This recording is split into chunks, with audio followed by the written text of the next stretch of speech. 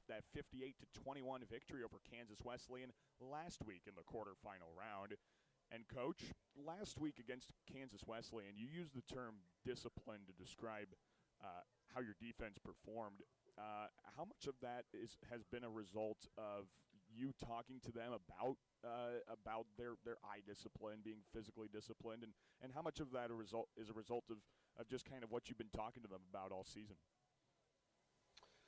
Well, I think a big part of that is just, playing in more games and seeing more different styles of play and getting a look at different things. And, any development of habits and discipline takes time of doing things right and focusing on what you accomplish in practice. And I think our guys have come a long ways in developing that area. Mm-hmm. And it showed with the play of Jalen Portis last week. He got a couple sacks, 8 tackles for you, defensive player of the game. I just noticed how versatile he seems to be when it comes to covering the passing game, coming on a blitz, things like that. How does that versatility from Jalen make an impact on your defense? Well, you touched on something there. Jalen's a very talented football player and can do so many things for us. He's great when he's blitzing and getting after quarterback, but he's also an outstanding coverage linebacker, and he's a very physical football player. He just does a lot of things really well and fits in really well with what we're trying to accomplish in our defense. Yeah, and a very good honor for him last week. Touching on one more aspect of last week's game, your struggle a little bit to run the football in the first half last week against Kansas Wesleyan. Thankfully, your passing game was going, so it wasn't too big of an issue. But this week, I know running the football is going to be key. So what kind of things did you do to try and improve your running game this week before Northwestern? Yeah, I mean, a lot of it, we're playing two freshman running backs out there, and it was – a big game for them, and I think Ryan Cole really settled down in the second half. We played Matt Strecker a little bit more in the second half, and so those guys just need to become more comfortable playing football at the college level and playing in games and getting on the same page with the offensive line. And part of it had to do with Kansas Wesleyan. I thought they had an outstanding defensive front seven, but it'll be good having Anthony back this week, and we just continually have to get better at running the ball. And the younger guys are just going to continue to improve as football players. Yeah, with Anthony returning for you, the experiences you talked about, 2 freshmen last week versus a fifth-year senior, you can't really put a price on that kind of experience, can you, Coach? No, Anthony's got a lot of experience, and he's played in a lot of big games, and he's played a lot of football. So there's a lot of benefits to having Anthony on the field. Lots of benefits, and we're going to need those benefits here today. The Red Raiders coming back to town, the 4th time you guys have played them in 15 calendar months. Coach,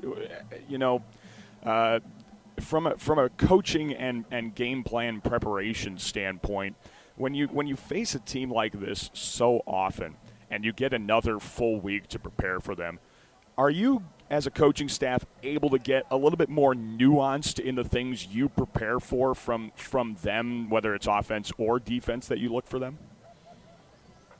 I think so. I do think there's probably a familiarity with both teams with each other, from playing each other so much.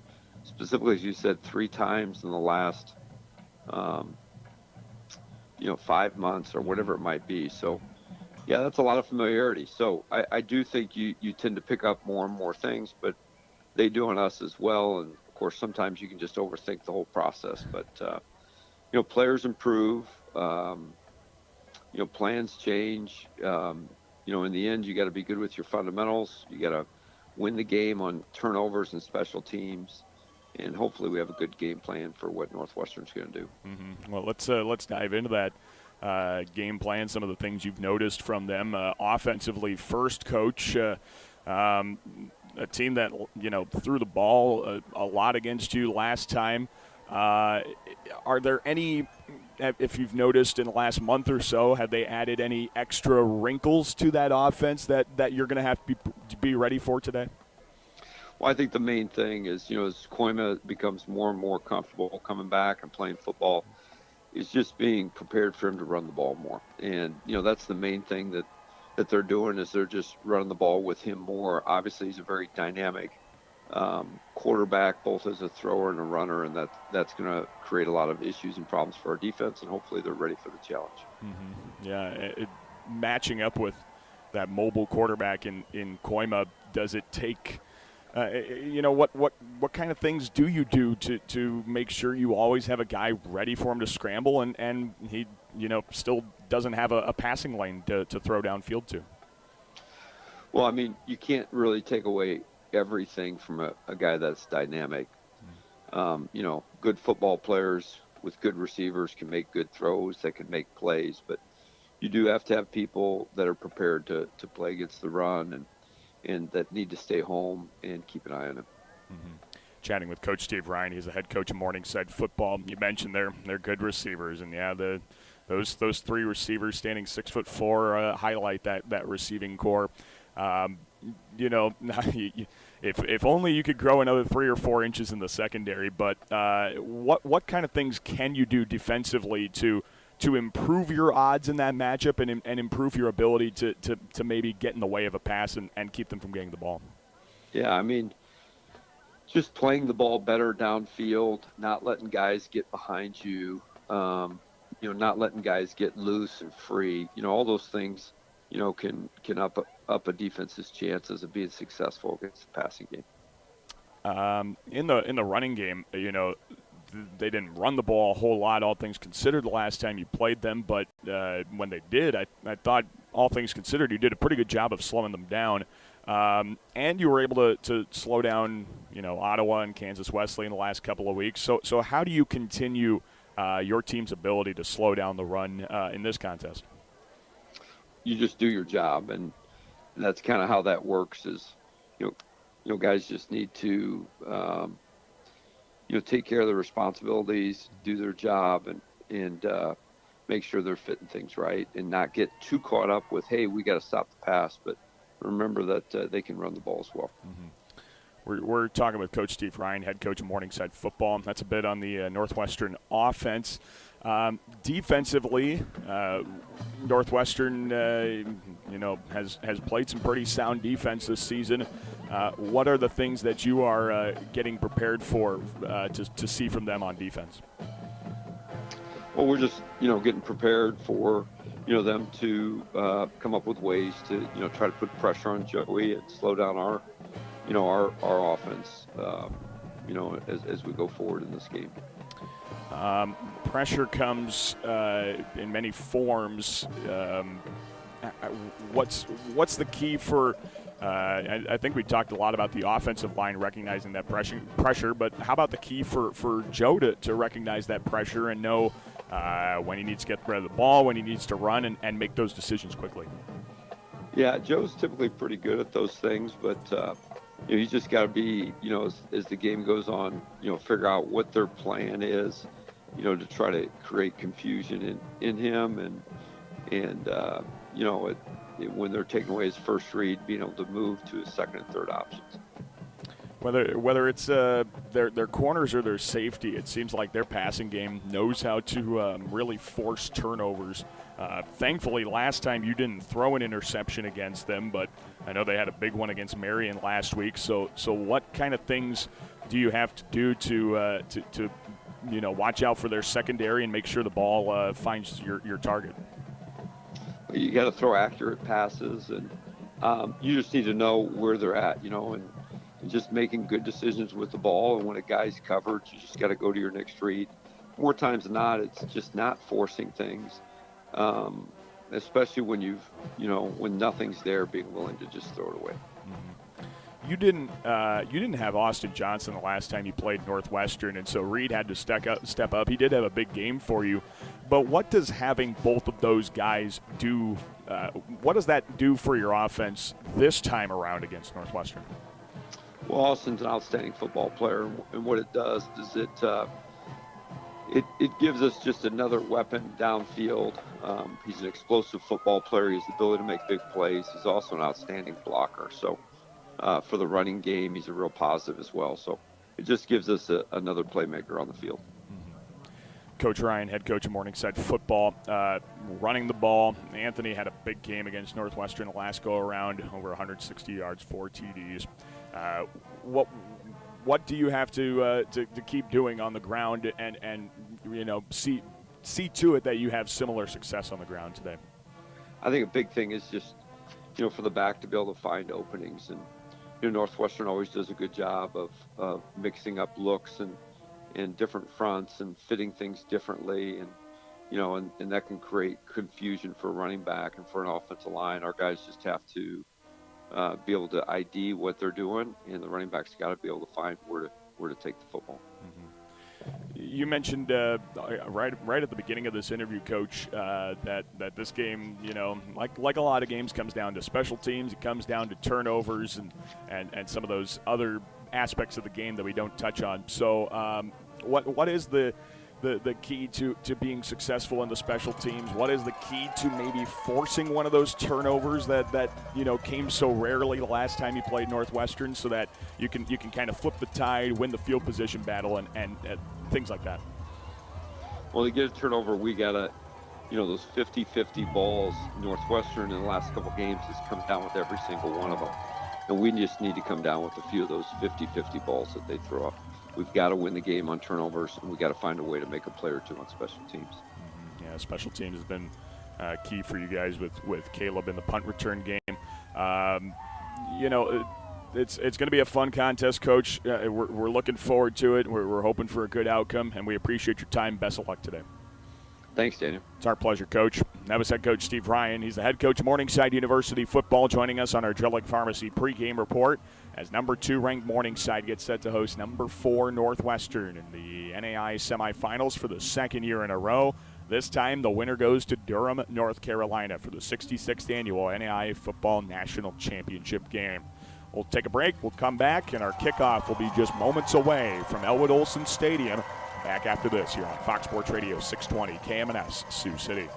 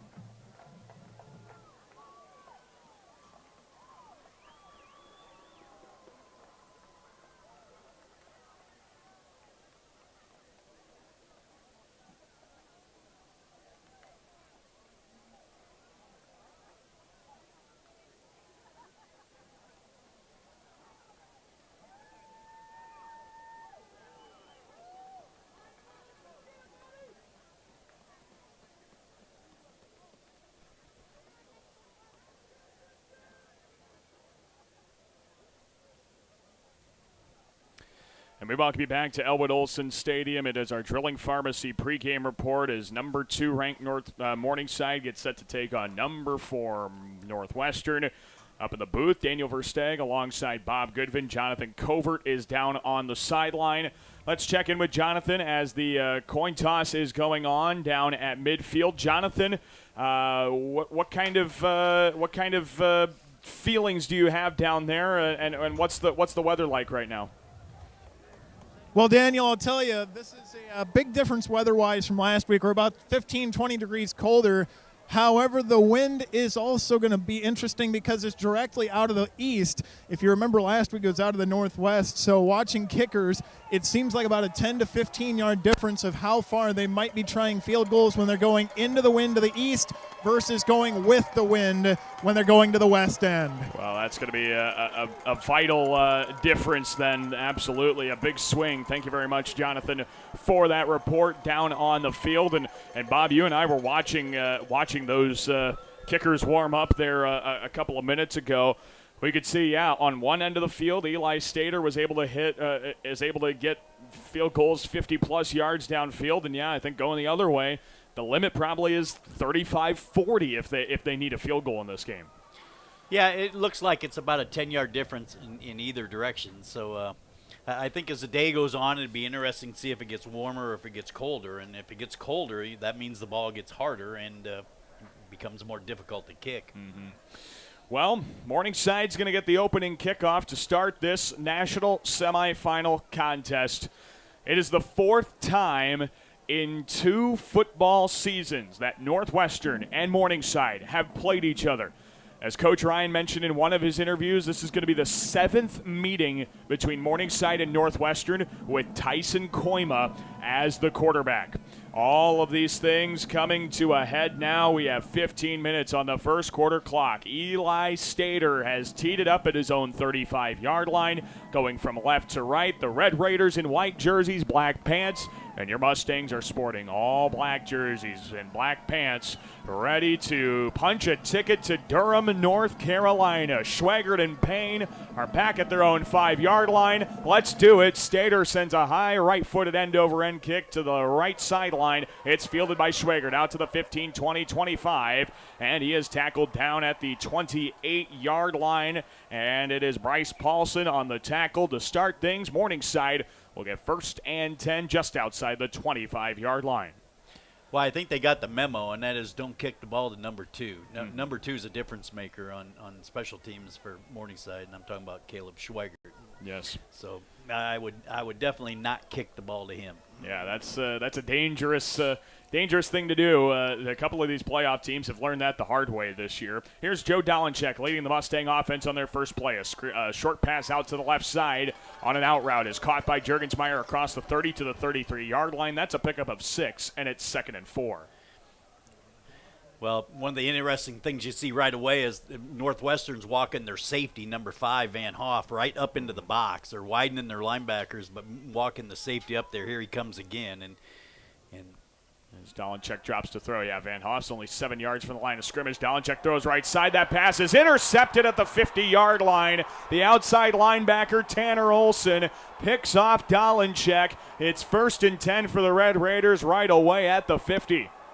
Well, that's one of them outside linebackers that they widened, and he got really good depth on the route, and I'm not so sure that Joel saw him and kind of threw it right to him.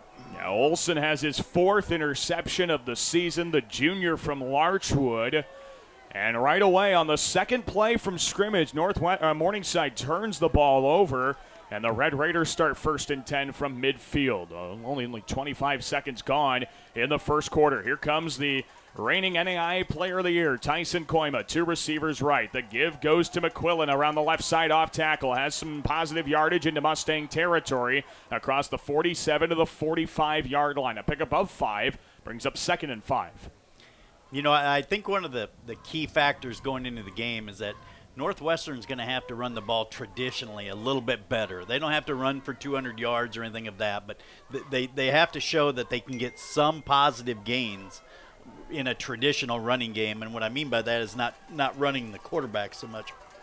2nd and 5 for the Red Raiders at the Mustang 45. 2 receivers on either side of Koima. He delays the give, now keeps himself up the middle, 40, left seam 35, and Tyler Winger tackles him down to the 34-yard line after a gain of 11 on the keeper by Koima. It's 1st and 10 Northwestern. Yeah, that's the quarterback power read right there, where they read the defensive end and wrap the backside guard on the linebacker, and that is a very dangerous play with a quarterback like Koima. Sets up 1st and 10 for Northwestern, the Morningside 34-yard line. 2 receivers left, 1 right. Koima in the gun with McQuillan off his right hip. Koima gives it to McQuillan around the left side. The Mustangs have that one stopped for only a gain of a yard to the 33-yard line. It'll bring up 2nd down and 9. And that's what I'm talking about. It looks like Northwestern's trying to establish the run game a little bit here and take a little pressure off Koima in the passing game. Well, last time these two met up back in November, Bob, Northwestern had 540 yards of total offense roughly, and about only 42 of those came on the ground. I think in the last 4 or 5 meetings, Northwestern's had a hard time running the ball traditionally against Morningside.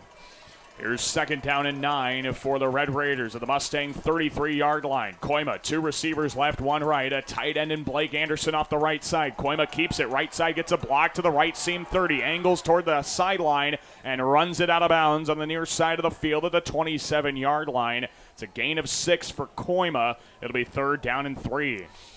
If you go back pre-snap, what you saw is the Morningside corners pressing the Northwestern receivers with no safety help over the top. And one, that's a good time to run the ball with the quarterback because it's man coverage. And 2, somewhere down the road, they're going to take advantage of that height and throw that 50-50 ball, as Coach Ryan was saying in pregame. Mm-hmm. 3rd down and 3 to go.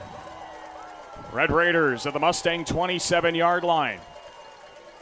Receiver motions into the backfield. Koima fakes the give. McQuillan keeps it up the middle. He gets tackled forward across the marker for 1st down yardage to the 24. It's a pickup of about 3.5, and it'll be 1st and 10 Northwestern. Well, that's that same power read, and when you run power read, what you're reading is the play side defensive end, and if you have a quarterback who can run the ball with a big threat like Koima is, that's a nasty play to defend. 11:45 in the first quarter. We are scoreless. Number 2 Morningside, number 14 Northwestern on the People's Bank scoreboard. Here's Tyson Koima lining up in the gun. A tight end on either side, 2 receivers right. They give it to McQuillan, left side, tried to leap over a defender and gets tackled across the 23 to the 22. It's a gain of 2, and it's 2nd and 8. Well, they haven't thrown a pass yet, so you think they're trying to establish the run game? I would say so, yeah. That's a pretty safe bet, I would think. And these are a lot of touches for McQuillan, too. We just don't see him carry the ball a whole lot against the Mustangs. And that's what I meant by trying to establish a traditional run game. 2nd down and 8. Red Raiders at the Mustang 22, just pounding on the doorstep of the red zone. 2 receivers right, tight end either side. Koima drops to throw now. First pass of the game goes over the middle of the Story. He gets wrapped up at the 15 and brought down by Wingert and Bessie, short of the 1st down marker, the Mustang 15. That'll bring up 3rd down and a short yard. What you saw there is the depth that the Morningside linebackers got in their pass drops, and that allowed Story to get underneath the coverage. Big 3rd down and 1, as you can hear from the Mustang fans, who make a lot of noise here at Elwood Olson Stadium. 3rd down and 1 at the Mustang 15-yard line. Koima, 2 receivers right, a tight end either side. Fakes the give. McQuillan goes around the left side and gets tackled in the backfield. Drew Bessie with the stop. Back to the 20-yard line. Cooper Von Sagern made that stop for a loss of 4. It's 4th and 5. Here comes the field goal unit. Yeah, that time they went back to that power read, and I think what Koima should have did there was hand it off. Mm-hmm. Von Sagern makes him pay, the senior from Wisner, Nebraska, and now Eli Stater will come out for a 36-yard field goal on the left hash. Blake Fryer, the backup quarterback, is the holder. The snap in the spot, the boot sails right-footed end over end, and it is inside the right upright and good. A 36-yard field goal for Eli Stater opens the scoring, and number 4 Northwestern leads 3-0 on number 2 Morningside with 9:38 in the first on the People's Bank scoreboard. We'll take a break. We're back in 30 seconds. You're listening to Mustang Football on Fox Sports Radio 620 KMNS Sioux City.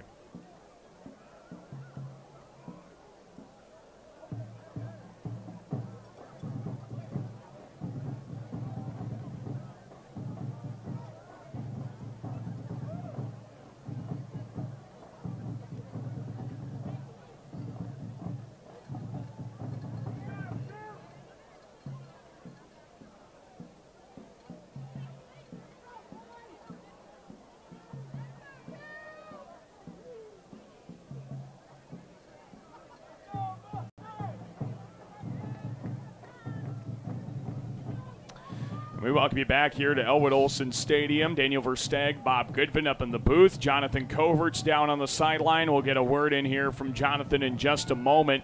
9:38 to play in the first quarter. Number 4 Northwestern leads number 2 Morningside in the national semifinals, 3-0. And Eli Stater, 36-yard field goal, opens the scoring. And, well, it was still points, but you talked about the last time these two teams played, Bob. it's going to take touchdowns to win this game and not necessarily field goals. Yeah, that's you hate the term moral victory, but that's a moral victory for Morningside right there. Schwegert fields the kick at his own 7-yard line, takes it between the hashes, 10, 15, 20, left sideline, 25 to the 30, just short of the 30-yard line as Schwegert gets brought down at his own 29-yard line. 1st and 10, Morningside. Let's throw it down to the third member of our crew, Jonathan Covert's down on the sideline. Jonathan, what do you have for us? Well, Daniel, you guys kind of hit on it, but Coach Jacobson was very enthused that Morningside was able to hold Northwestern to a field goal, especially after giving up a couple of first downs. So feeling pretty good on the sideline, all things considered, holding Northwestern to the field goal. Cole with a carry left side. Thank you very much, Jonathan, for that update. As Cole's able to get 2 yards to the 31 to bring up 2nd down and 8. And no Anthony Sims. Right, no Anthony Sims yet. We do see him standing right next to Dion Claiborne and right next to Coach Ryan down there on the field with Michael Miner and Michael Payne. Here is 2nd down and 8 at the 31-yard line for the Mustangs. Cole motions to the right side out of the backfield. 2 receivers left, 2 right. Dalenchek to throw. Airs it out deep right seam. Wide open. Zach Norton 30. 25-20. He is gone for a Mustang touchdown. Zach Norton scores from 69 yards out. And the Mustangs take a lead 6-3 over Northwestern on the People's Bank scoreboard. Well, they lined Norton up to the right, and they motioned the tailback to the right. And when the tailback got outside Norton, the receiver, the safety got in between number 1 and number 2, and number 2 just went vertical, and there was nobody there. Nobody there except for Zach Norton, and the touchdown gives the Mustangs the lead. How about that to answer an interception on your first drive and a field goal allowed? Coach Ryan is giving a nice pat on the back to Zach Norton on the sideline. And now the point after try from Chase Carter is through the uprights. It is good.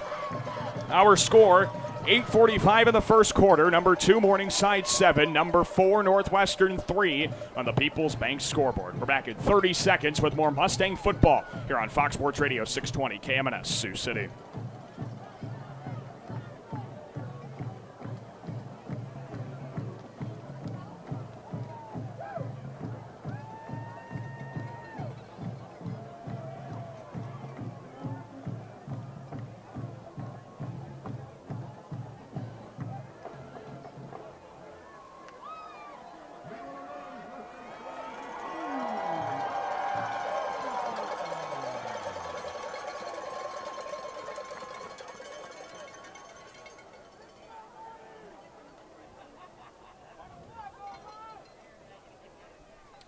And we welcome you back inside the Irving and Carolyn Jensen press box at Elwood Olson Stadium. Daniel Versteg joining me is Bob Goodvin, and Jonathan Covert's down on the sideline for us. 8:45 left in the first quarter, and a 69-yard touchdown pass from Joe Dalenchek to Zach Norton. Norton's 6th touchdown reception of the season puts Morningside up 7-3 over Northwestern in the national semifinals here on the People's Bank scoreboard. Chase Carter ready to kick this one away for Morningside University. Sends a high right-footed end-over-end kick. That one kind of dies at about the 8-yard line, and Tanner Scouten takes it out to the 10, 15, 20. And Scouten comes up short of the 25-yard line at his own 24. That is where Northwestern will start this drive, and we will check in with the third member of our crew, Jonathan Covert, once again. Jonathan, what's new down there? Well, Morningside with the big drive there, and Daniel, something I'm sure your crowd mics are picking up well is the atmosphere here. The Morningside band is here. They weren't here last week with the Thanksgiving break. Across the way, Northwestern traveled well as well. So this is a big-time atmosphere game. Oh, absolutely. Big time indeed. Big time, I think, is the understatement of the century. Thank you very much, Jonathan, for that update. Here's 1st and 10 for the Red Raiders. Koima to throw over the right numbers. Caught by Cade Mosier at the 30, and he gets run backwards by Jalen Portis. It'll be a gain of 7, though, as they got him to the 31. Brings up 2nd and 3. Jalen Portis, of course, last week's defensive player of the game in the win against Kansas Wesleyan. He had 8 tackles and 2 sacks in the victory against the Coyotes. Morningside won that game 58-21. It's 7-3 Morningside, 8:10 left in the first quarter. Red Raiders with 2nd down and 3 at their own 31. Koima in the gun, 2 receivers left, 1 right. Koima, belt high snap, drops to throw, airs it out deep right sideline looking for Mosier, and they overthrow Mosier and incomplete. Jamal Jones on the coverage. The hats were thrown on the sideline because Mosier stepped out of bounds, not for a flag. That would have ruled illegal touching. It's 3rd down and 3.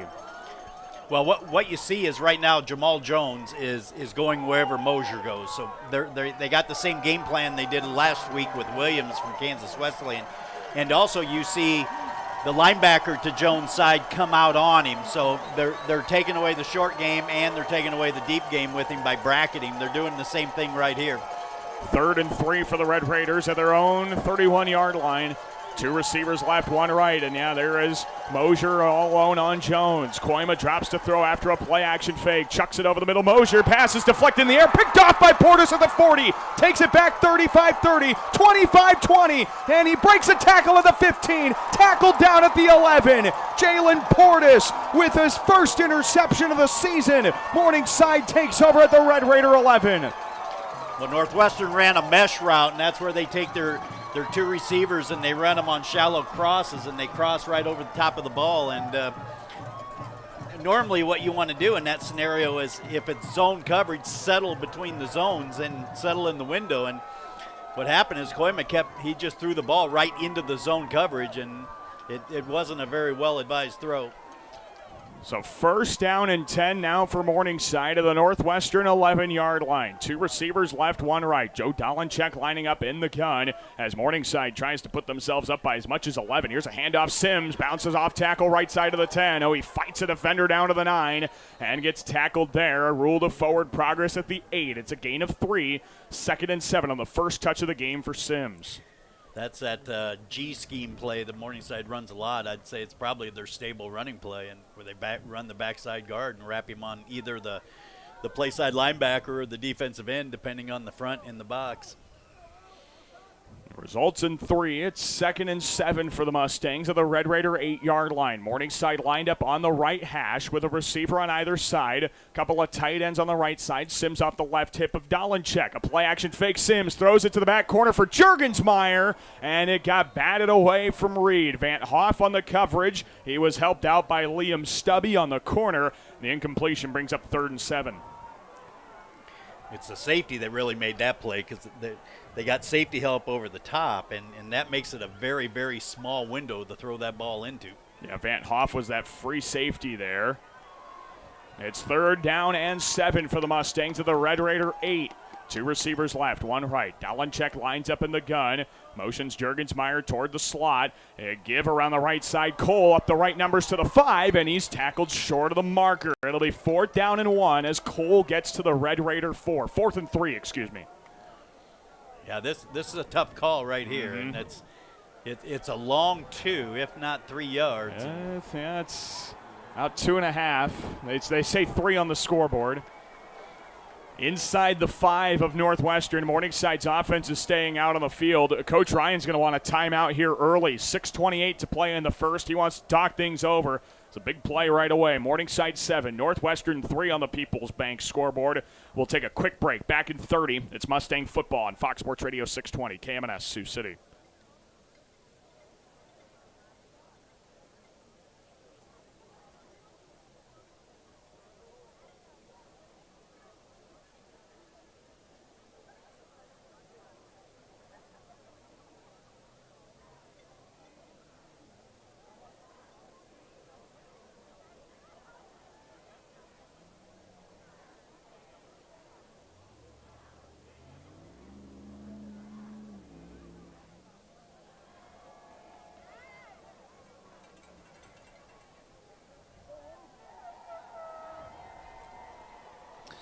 We welcome you back to Elwood Olson Stadium. Daniel Versteeg, Bob Goodvin, Jonathan Coverts down on the sideline We welcome you back into a 4th down and 3 scenario with 6.5 minutes to play in the first quarter. Morningside standing on the Northwestern 4-yard line, looking to go for 6 and try and take a 2-score lead as Dolenchek with 2 receivers left, none right on 4th down and 3 at the Red Raider 4. Dolenchek fakes the give. Cole looks to throw and passes incomplete over the middle. He got hit as he threw. I believe Jessen Rankin got in there on the hit on Dolenchek. It's a turnover on downs. Red Raiders start inside their own 5. Well, if you go back to the play before they called timeout, they brought in their fullback, Seifert, into some type of 21, maybe 20 personnel, and then during the timeout, they went back to their 10 or 11 personnel look, and I think they anticipated some man coverage because they ran a little pick route down here with Jurgesmeyer and Austin Johnson. But now it's 1st down and 10 for number 4 Northwestern as they start this drive from their own 4.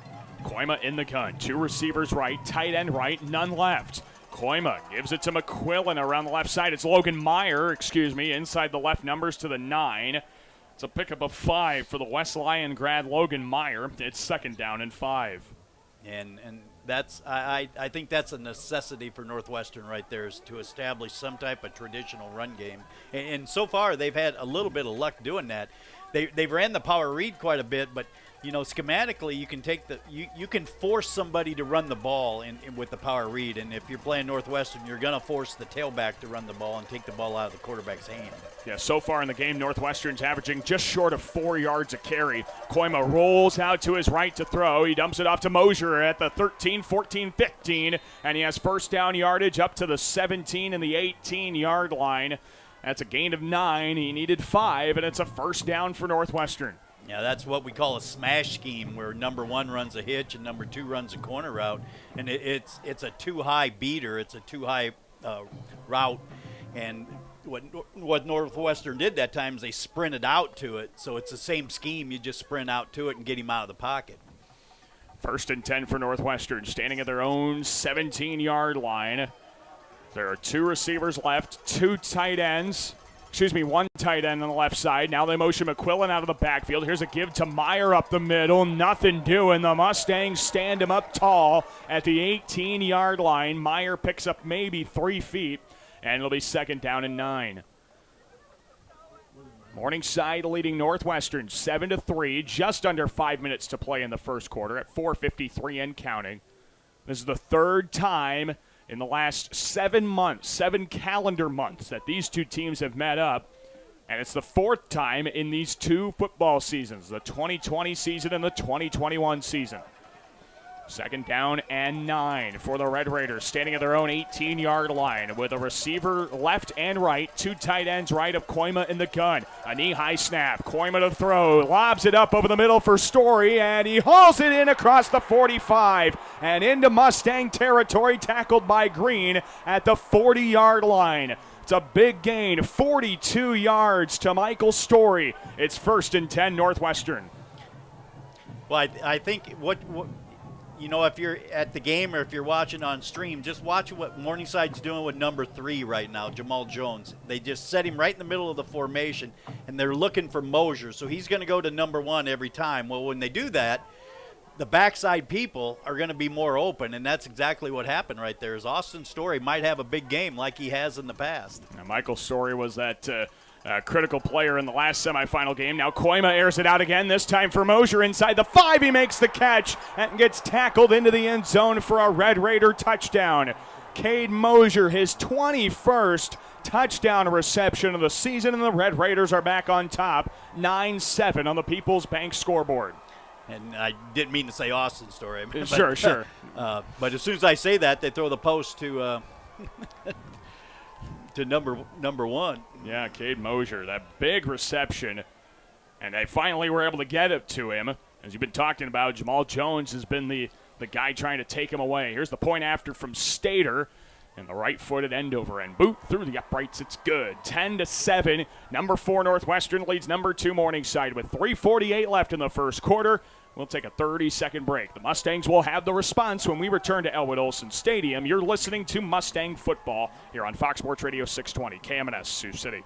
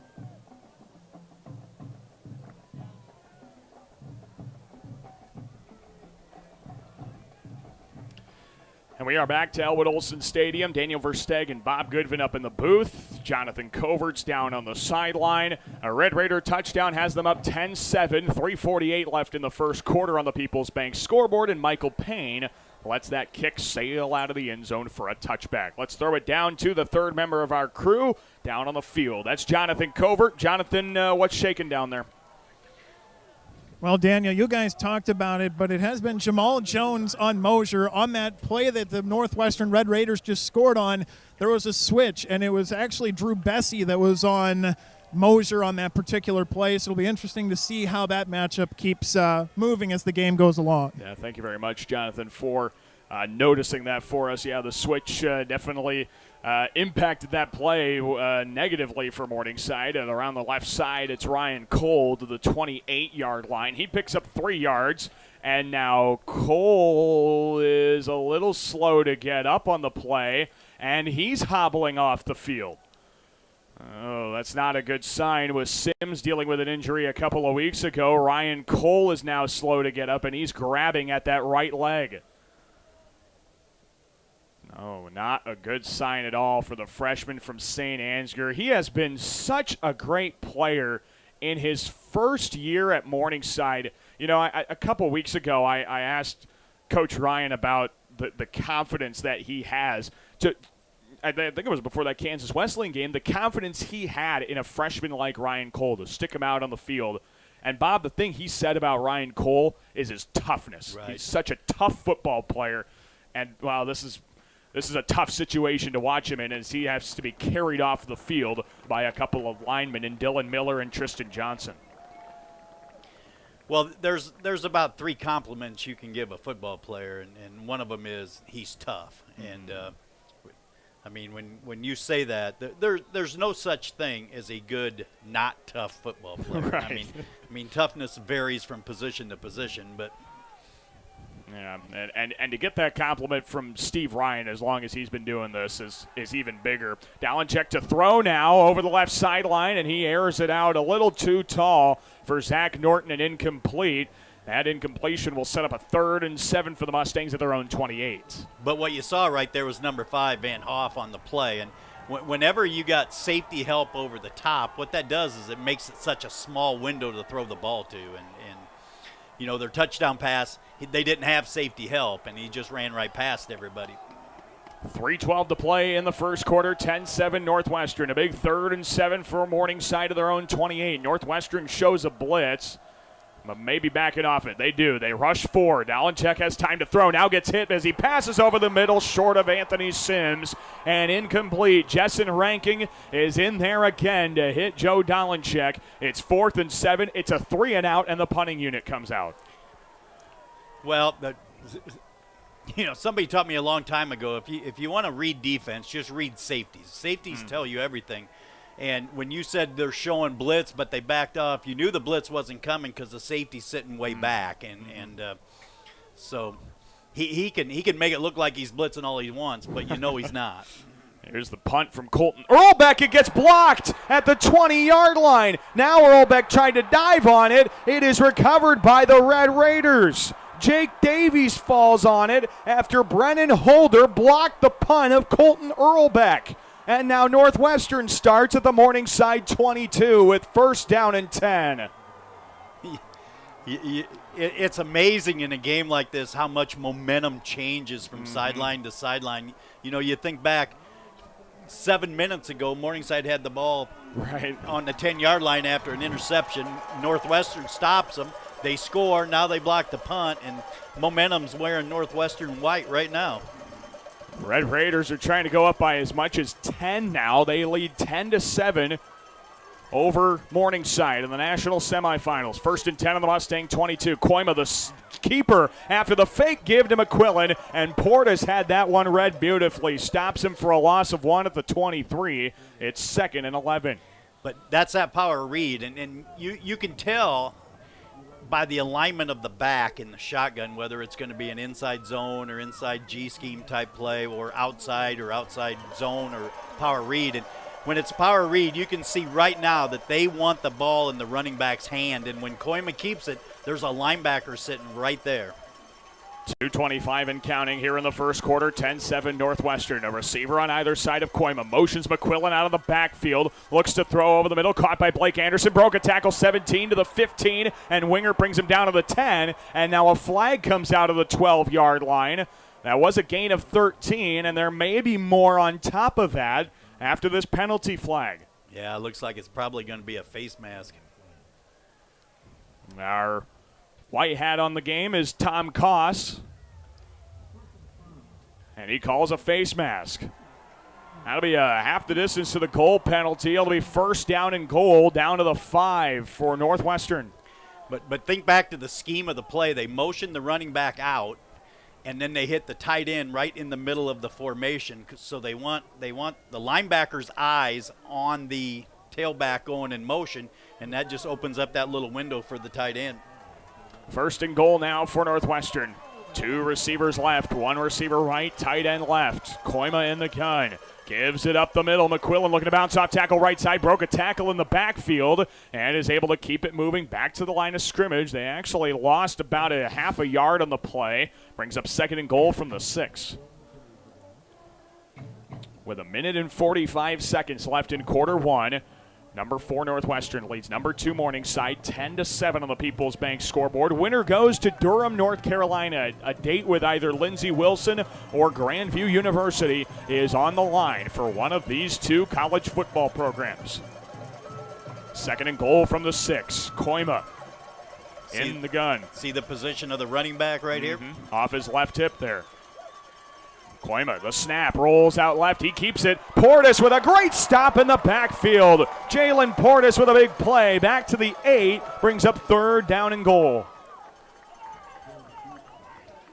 Jalen Portis coming up big to start this contest, Bob. He's the one that's kind of, they've been giving him the responsibility of taking Koima away in the running game, it looks like. Yeah, that was a different play. I mean, that was just a pure quarterback sweep, quarterback outside zone, and I'm sure the tailback was supposed to block the outside linebacker, and that's kind of a tough task when you're trying to block number 21. Yeah, Jalen makes you pay if you put a back on him, and now we have a timeout called from Northwestern ahead of a third and goal with 37 seconds left in the first. 10-7 Northwestern. We'll take a short break. We're back in 30 seconds with more Mustang football after this break here on Fox Sports Radio 620 KMNS Sioux City.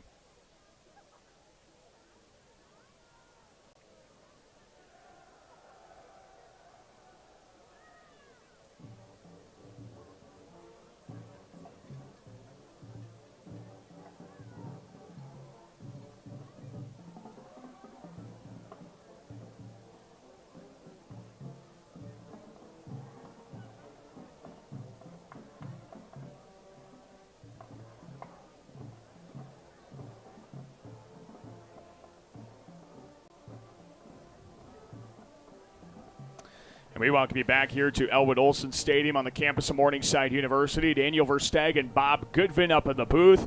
Jonathan Covert's on the sideline ahead of this third down and goal scenario with 37 seconds left in the first quarter.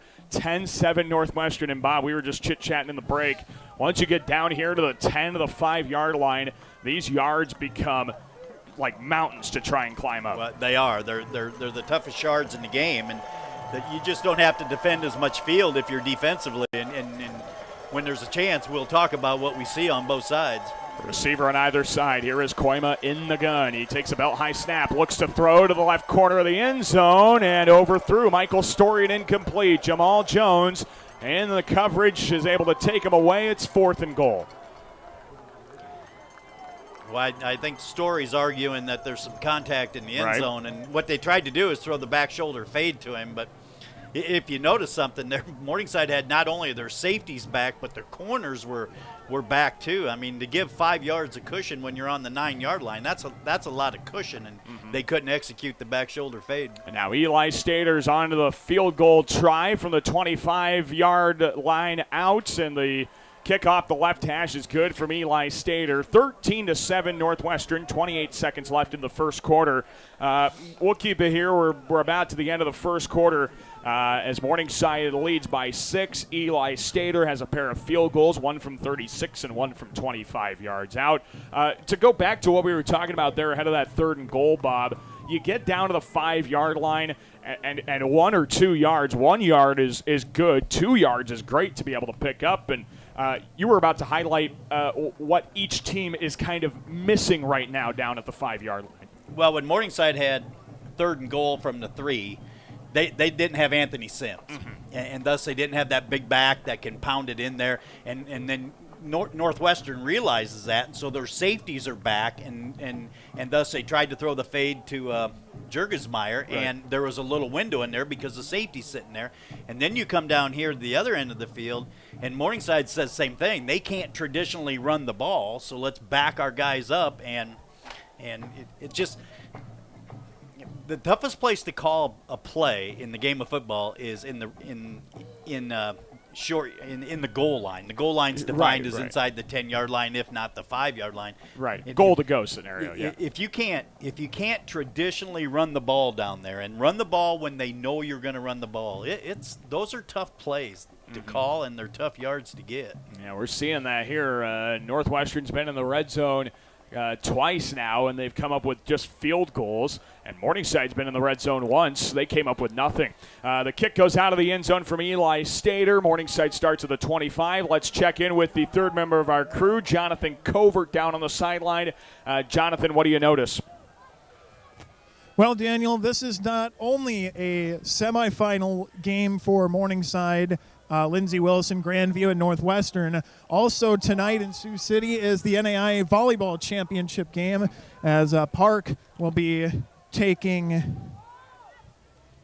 Here's a handoff up the middle to Sims around the right side. Sims gets to the 26, a gain of 1. It's 2nd and 9. Go ahead, Jonathan. Like I was saying, Park will be taking on Missouri Baptist. It's been going on throughout the week, so a big game when it comes to championships here in Sioux City this week. Yeah, absolutely. This place is kind of the mecca for that right now. Thank you very much, Jonathan, and thanks for laying out for the play. Here's a screen around the left side. Sione Tuifua gets a block to the 30 and tackled forward to the 31-yard line. It's a pickup of 5, and it's 3rd and 4, and that will be the end of 1 quarter of football. Our score, number 4 Northwestern 13, number 2 Morningside 7, the winner to the national championship game 2 weeks from today. We'll step aside. We're back in 1 minute with the second quarter of action.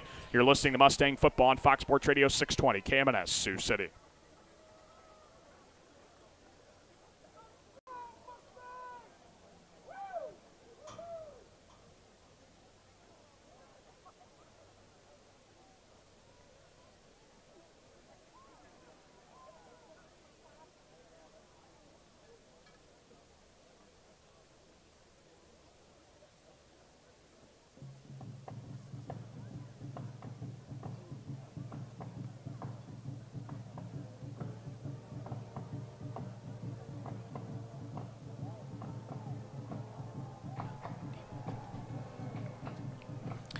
We're back to the second quarter of action at Elwood Olson Stadium. Daniel Versteg, Bob Goodvin with you. Northwestern leads 13-7 over Morningside. And Bob, defense has been playing well to start this contest. We've seen turnovers. Unfortunately, those turnovers haven't always led to points here in the first quarter. Yeah, each team's turned the ball over, and each turnover's only led to 3 points, and that's by Northwestern's first drive after the interception. And then Northwestern's blocked the punt, which only led to 3 points. So, you actually have to say the defenses are playing pretty well right now. Here is Dalenchek in the count on 3rd and 4 from his own 31-yard line. Takes a bell-high snap, drops to throw, steps up in the pocket. Now he keeps it up the middle to the 35, slides down to the 37-yard line. There's a carry of 6 yards for Dalenchek up some wide-open field. It's 1st and 10. Yeah, what you saw at the snap of the ball is those linebackers just turn and run, and they're running towards number 81. Here is 1st and 10 of the 37. Dalenchek the give around the left side. It's Matt Strecker up the seam to the 38. He is pushed from behind by Jason Hallbeck. They're still moving up the left sideline 45. And a first down for Strecker to the 48. Credit Jason Hallbeck for that entire gain of 11 yards. It's 1st down and 10 of the 48. Yeah, I think you got to give Strecker a little credit, too. I mean, he was stopped for a 1-yard gain. And yes, he got pushed for 10, but here's 1st and 10 of the 48-yard line. Dalenchek, 2 receivers either side. A play-action fake. Looks to throw deep. Left sideline for Johnson, who's open. But Dalenchek overthrew him by about 3 yards. Incompletion. It's 2nd and 10. Yeah, I'm guessing that's some level of cover 2 because Johnson got behind the corner, but he was in front of the safety, so that's exactly what cover 2 should look like. And what you really need to do is throw the ball more horizontally, more level 1 throw in that scenario to keep it away from the safety. 2nd down and 10 for the Mustangs at their own 48-yard line. A receiver on either side, 2 tight ends left. Dallin checking the pistol, Strecker behind him. The give left side to Matt Strecker. Oh, and he gets stopped for no gain back at the line of scrimmage. 3rd down and 10 upcoming. Well, I said the last 4 previous meetings between these teams, Morningside ran the ball very effectively, and today they're having trouble running the ball. And I think part of the problem is no Anthony Sims, but at the same time, you got to give Northwestern's front 4 some credit. They're doing a good job against the run. Yeah, only a total of 30 rushing yards to this point for the Mustangs. Here's 3rd and 10 of their own 48-yard line.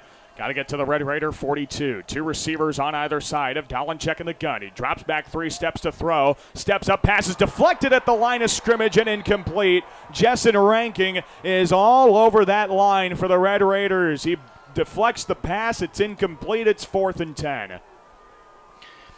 Well, on 3rd down, Morningside likes to go to Jurgesmeyer, so I was watching him run the route, and They did a good job of rerouting him to the point where I kind of think they were holding him, and Jurgesmeyer turned around and said something to the ref. But maybe they're going to let him play, and if that's the case, then don't make that call in the 4th quarter of the game. Right. Earlbeck now tries to get the punt away, and he does a high right-footed spiraler. That might be too long, and it is. It bounced at the 3 and rolls into the end zone for a touchback. Too much leg in that one from Earlbeck. It'll be 1st and 10 for the Red Raiders at their own 20. Our score, number 4, Northwestern 13. Number 2, Morningside 7, with 13:25 left of the first half here on our People's Bank scoreboard. And we have a score update from the NAIA semifinal in Kentucky. How about this one, Bob? Grandview leads 14-0 over Lindsey Wilson. Only 5 minutes gone in that first quarter. What a start for the Vikings as they get a couple of touchdown passes from Johnny Sullivan, who's 6 for 6, 157 yards, and 2 touchdowns. Yeah, I was going to say, sounds like turnovers or big plays, one or the other. Some big plays there for the Vikings. Here's Red Raider football. 1st and 10 around the right side. It's McQuillan getting hit by Portis. He bounced off him across the 25 to the 26. A gain of 6 there for McQuillan. Brings up 2nd and 4. This is such a different game plan by both teams, honestly, that we've seen in the past, and that is both teams are trying to run the ball in a traditional manner. Well, I've said in any time I've been talking about this game on the radio or whatnot, I've said it's a race to the first one to 45 or 50 because that's normally what the game plans are offensively. Here's 2nd and 4 at the 26. 2 receivers right, 1 left. Koima drops to throw. Now he keeps it around the left side as 1st down yardage and more. 30, 35, and tackled from behind by Carter Anderson. It's a gain of 9 to the Red Raider 35. It's 1st down and 10. Yeah, that's very difficult to defend. You sit out here and you got 2 receivers that are 6'4" and can run and can catch, and then you got a quarterback who can run the ball and run the ball when it's a designed quarterback run. So that's horribly difficult to defend. 1st down and 10 of the Red Raider 35. 2 receivers right. Now a tight end, 2 tight ends left side of Koima in the gun. Motion 1 tight end is a fullback. Koima the fake give. Rolls right. Now looks to throw back over the left seam for Zutenhorst, who makes the catch across the 40 and tackled deeper into Mustang territory at the 38-yard line. Brendan Zutenhorst with his 12th catch of the year. But we have a flag back near the line of scrimmage. I think we actually have multiple 2 flags. Yes. Yeah. So it actually might be offsetting penalties. Whitehead will call an ineligible man downfield, and that'll be a 5-yard penalty. It brings up 1st down and 15 for the Red Raiders. That's a big penalty. Instead of a 1st down inside the Mustang 40, it's 1st and 15 back at their own 30 on the ineligible man downfield. I wonder if that wasn't an RPO. An RPO is a run-pass option where the offensive line's blocking a run play, and the quarterback has the freedom to go either way according to his read. And a lot of times you'll get an offensive lineman downfield on an RPO. 1st and 15 of the 30-yard line. Koima fakes to give McQuillan. Drops to throw. 3-man rush. All kinds of pressure. Rolls out right. He's going to keep it. Now he dumps it off. Pass deflected away by Ben Chelsvig.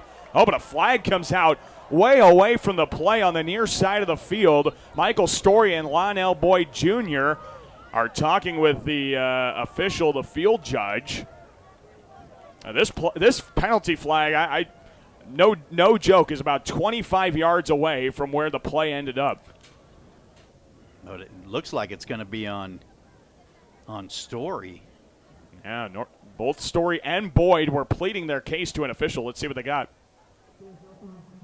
Nope, no foul. They were going to call pass interference. That was the original call from the side judge, but they waved it off.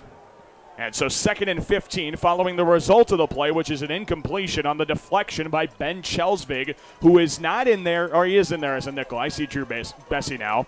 Morningside with their 3-down line look. That play reminds me of two little kids. It's not my fault, it's your fault. And they're pointing their fingers at each other. Arguing to dad about it. Yep. Here's 2nd and 15 for the Red Raiders. 11 and a half minutes left of the first half. 13-7 Northwestern. 2 receivers right, 1 left. Koima, bell high snap. 3-step drop to throw. Passes right side. Incomplete of McQuillan. He juggled it at the 32 and came up empty. It'll be 3rd down and 15. Yeah, they ran the tight end on an out, and they brought the backside receiver on a shallow cross. And then if he throws the ball to the shallow cross, he would have gained some big yards. 3rd and 15 for the Red Raiders. Can hear the Mustang fans start ringing their cowbells, making their noise. Morningside looks for a stop on 3rd down. Koima lines up in the gun. 2 receivers right, 1 left. Chest high snap, drops to throw after a play action fake, heaves an air ball, left sideline and under through. Cade Mosier, incomplete pass. Jamal Jones from the backside deflected it away. It's 4th and 15 and a punt coming for Northwestern. And Tyson Koima is pleading with our white hat about something. Well, I think they're saying that they want to hold it. They want an interference is what they want, but normally you see the receiver come back for that ball. It was a fade that was underthrown, and the receiver wasn't able to come back. I think that's the argument. Schwager ready to return this punt from Jaden Snyder, who runs left and rugby boots it back across the middle of the field. Schwager will fair catch it on a spiral at his own 36-yard line. That's where Morningside starts this drive. 1st and 10 for the Mustangs. With 11:14 to play in the first half. Coming up at halftime, we'll break down this first half of action for you, get you caught up on things you missed and whatnot. We'll give our input on it. Jonathan's going to get some words from Coach Ryan that he'll report back to us as well. And then, of course, we'll check back in with the Grandview-Lindsey Wilson game, see how that one's coming. That's all coming up at halftime. 1st and 10 for Morningside. They're at their own 36-yard line. A motion of Tuifua. Handoff up the middle to Sims. And he picks up 3 yards up the right hash to the 39-yard line. It'll be 2nd down and 7 for Morningside. Well, I'll tell you who made that play. That's a defensive end, number 11, Mosier for Northwestern. He just squeezed the C gap and plugged the hole, and then the linebacker scraped over the top. Yeah, Brett Mosier, that senior on the outside.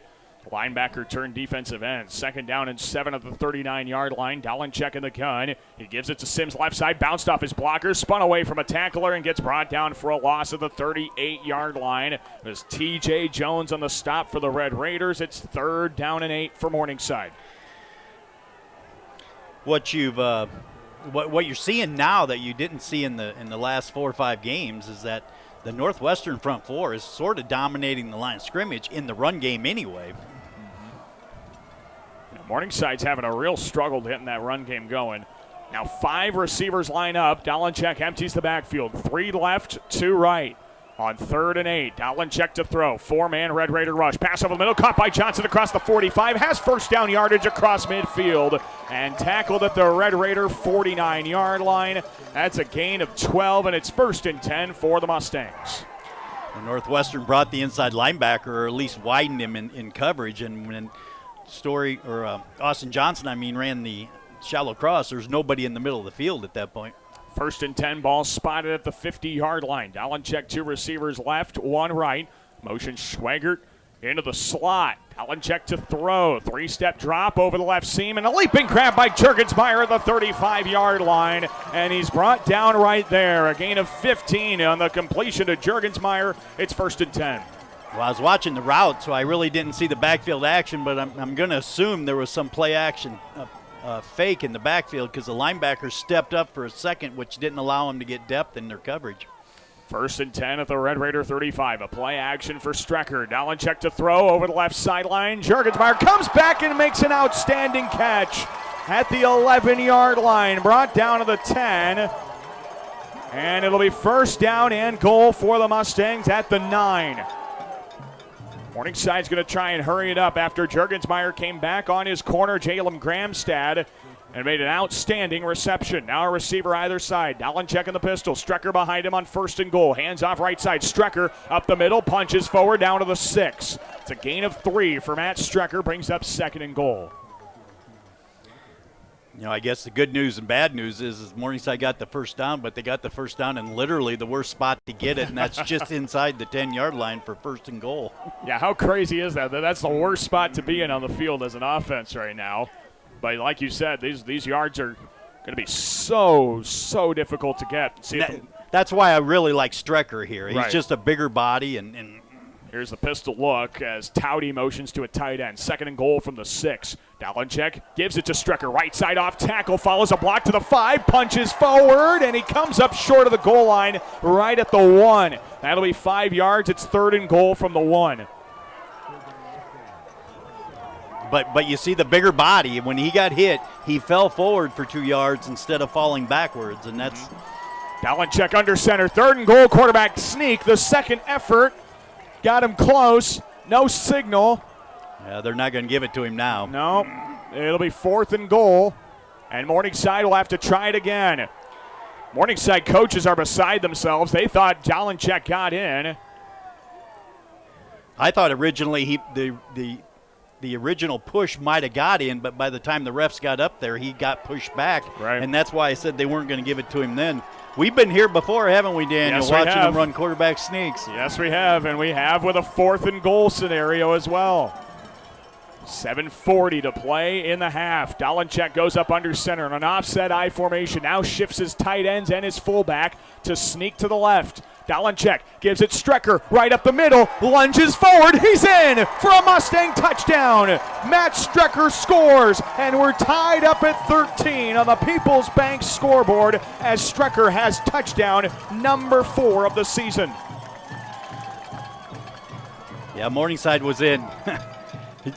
I guess on surface you'd have to call it 22 personnel. They had 2 fullbacks and 2 tight ends or 32 personnel. Yeah, 32.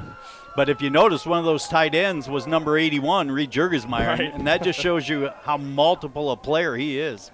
Now the point after for Chase Carter to try and put the Mustangs up with 7:28 in the first half. The spot by Ladwig, the right-footed boot, end over end, sails through the uprights. It's good. Morningside is back on top. They lead Northwestern 14-13 in the national semifinals here on the People's Bank scoreboard. We'll take a timeout.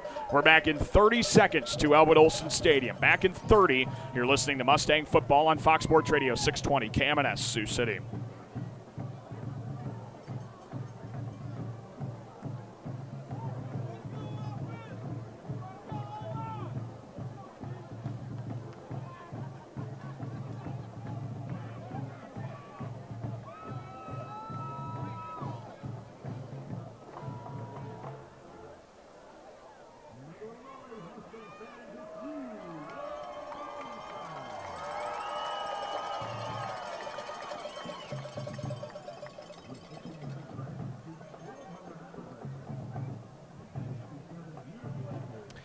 And we are back here to Elwood Olson Stadium on the campus of Morningside University. Daniel Verstag, Bob Goodvin up in the booth. Jonathan Covert joins us on the sideline, and we'll get a few words in here from Jonathan right after the kickoff. 7:28 to play in the first half. Number 2 Morningside leads number 3 Northwestern 14-13 on the People's Bank scoreboard. A Matt Strecker touchdown run, his 4th of the season, caps off a 9-play, 64-yard drive that took almost 4 minutes off of the clock, just short of it at 3 minutes and 46 seconds of time. And now Chase Carter will get ready to boot this one away. I want to remind you at halftime, we're going to have a lot of action here to break down the first half. We'll recap the stats. Bob and I will talk about things. Jonathan's going to have a couple of notes here from Coach Ryan as he'll talk to him heading into the locker room and report back to us. And then we'll get you caught up on the Grandview and Lindsey Wilson game played in Kentucky. And we'll get you caught up right now. The Blue Raiders just scored 14-7 Grandview, 6:50 left in the first quarter. This kick from Carter sails out of the end zone for a touchback, and Northwestern starts at their own 25. Let's check in with the third member of our crew, Jonathan Covert. Jonathan, what's new down there? Well, Daniel, this has been an interesting discussion down here on the sideline because it's both defensive coordinator Casey Jacobson and the defensive back coach Darius Hicks. It's not necessarily concerned, but just a lot of coaching as there's a lot of football left to be played here in these 3 quarters. Oh, thank you very much, Jonathan. Yeah, that communication is so key, and one you need with your coaches, your players. Coach Ryan's talked about that when it comes to adjustments in a contest. Here's 1st and 10. Koima drops the throw, now keeps it himself. Up the middle, has some green. 30, 35, and he slides short of the first down marker at his own 33. It's a gain of 8, and it's 2nd and 2. Well, I'm guessing that conversation went something like Coach Hicks saying, hey, my corners need some safety help. And Coach Jacobs is saying, we need the safeties in run support. So. It's the give and take. Yes, it is. And you just saw an example of why they need safeties and run support right there. Yeah, Koima can break it, and he just got 8 yards. 2nd and 2 here for Koima with 2 receivers on either side of him. Koima drops to throw. He looks right side, throws right. Numbers caught by Mosier. 40. Got around his defender, 45, and Bessie runs him out of bounds across midfield to the Mustang 48-yard line. That's a gain of 19. It's 1st and 10. What I see pre-snap is that Story's over here with single coverage and no safety help over the top. Mm-hmm. And then what you're going to see there sometime very soon is that 50-50 ball and let that big receiver go against that smaller corner. I think the PTSD will kick in for Mustang fans with Michael Story and 50-50 balls. Of course, that was the play that sent Northwestern to a national championship game in the spring. 1st and 10 of the Mustang 48. Dump off into the screen. This is Cole Telford, left numbers 45-40, 35-30. Telford in the open field gets tackled up the sideline at the 22, the 21. A gain of 27 on the screen to Cole Telford, and it's 1st and 10 Northwestern. I'm really tempted to take these headphones off and just sit here and watch this because this is a fun football game. Yes, it is. And you know, both offenses do such a good job of spreading the ball around and taking what the defense is giving them. And how about the number of different players that we're seeing? That's what I mean, yeah. That's the 3rd different running back we've seen for the Red Raiders. Here is 1st and 10 of the Mustang 21. 2 right, 1 left. Mosier all the way on the outside on Jones. Koima keeps it off the snap and gets dropped for a loss from Tyler Wingert. Back at the 23, it's a loss of 2. It's 2nd and a dozen. That's a great play by Wingert. I mean, because if you're Northwestern and you got Koima one-on-one with a linebacker, you like your chances. And right there, that's a big play by Wingert because if he doesn't make that, he's going to run a little ways. 2nd down and a dozen now. 5:24 left in the first half. Number 2 Morningside leads number 4 Northwestern by a 14-13 margin here on the People's Bank scoreboard. Northwestern with the football. 2nd down and 12 from the Mustang 23. 2 receivers on either side of Koima in the gun. He drops 1 step, throws left numbers, and great catch by Blake Anderson across the 10 down to the 5. He caught that thing up at his shoulder with 1 hand and picks up 18 to bring up 1st and goal. And to top it off, he's a tight end doing that. I mean, that's a great catch. You're exactly right, Daniel. Coach Ryan has even mentioned Anderson unprompted when he's trying to compare him to other tight ends. Blake Anderson stands out to this Mustang coaching staff, and you can see why with that great catch. Here's first and goal at the Mustang 5-yard line. Koima in the gun, a receiver either side. He gives it to McQuillan straight up the middle. He broke a tackle, dives head first, lost the football. Morningside says they have it, and they do. Morningside with the fumble forced it out of McQuillan's hands, and the Mustangs have first and 10 at their own 3.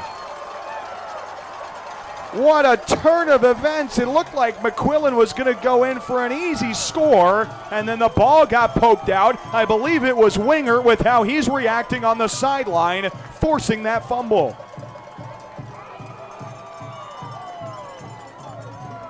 You talked about momentum earlier, Bob.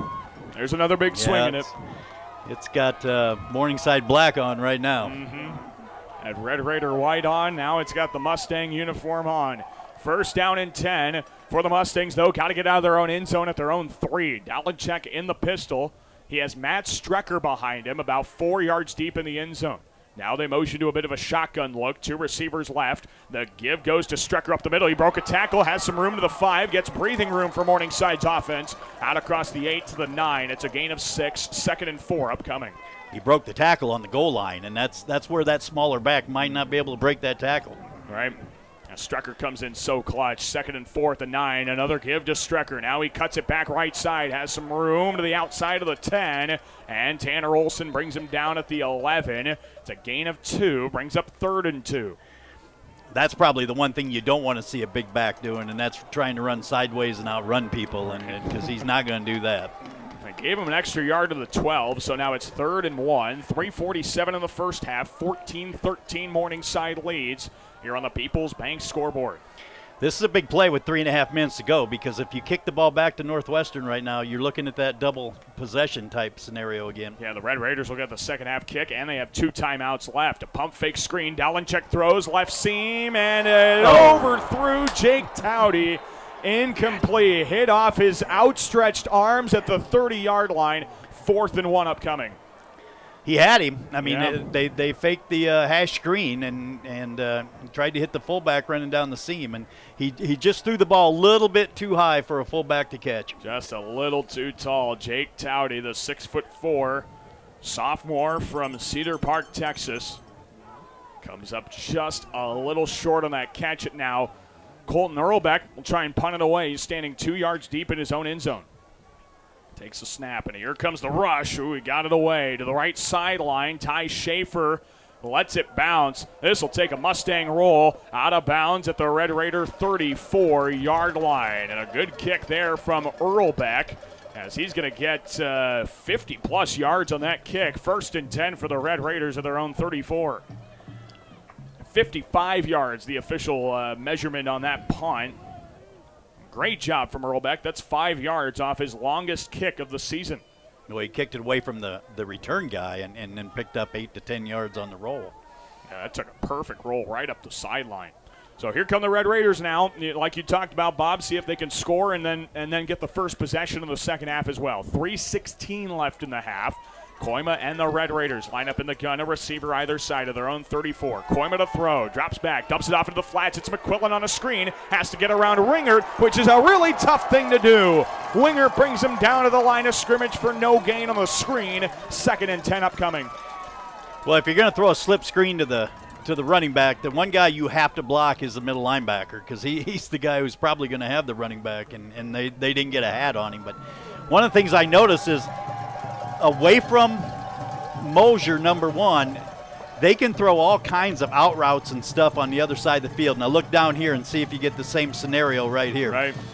3 receivers to the left. Story's the outside receiver here with only 1 corner on him. And no help. 2nd and 10. Koima to throw, but here comes a blitz. Koima rolls right, throws down the sideline, and threw it just a little too far out of bounds for Cade Mosier, trying to sidestep the sideline.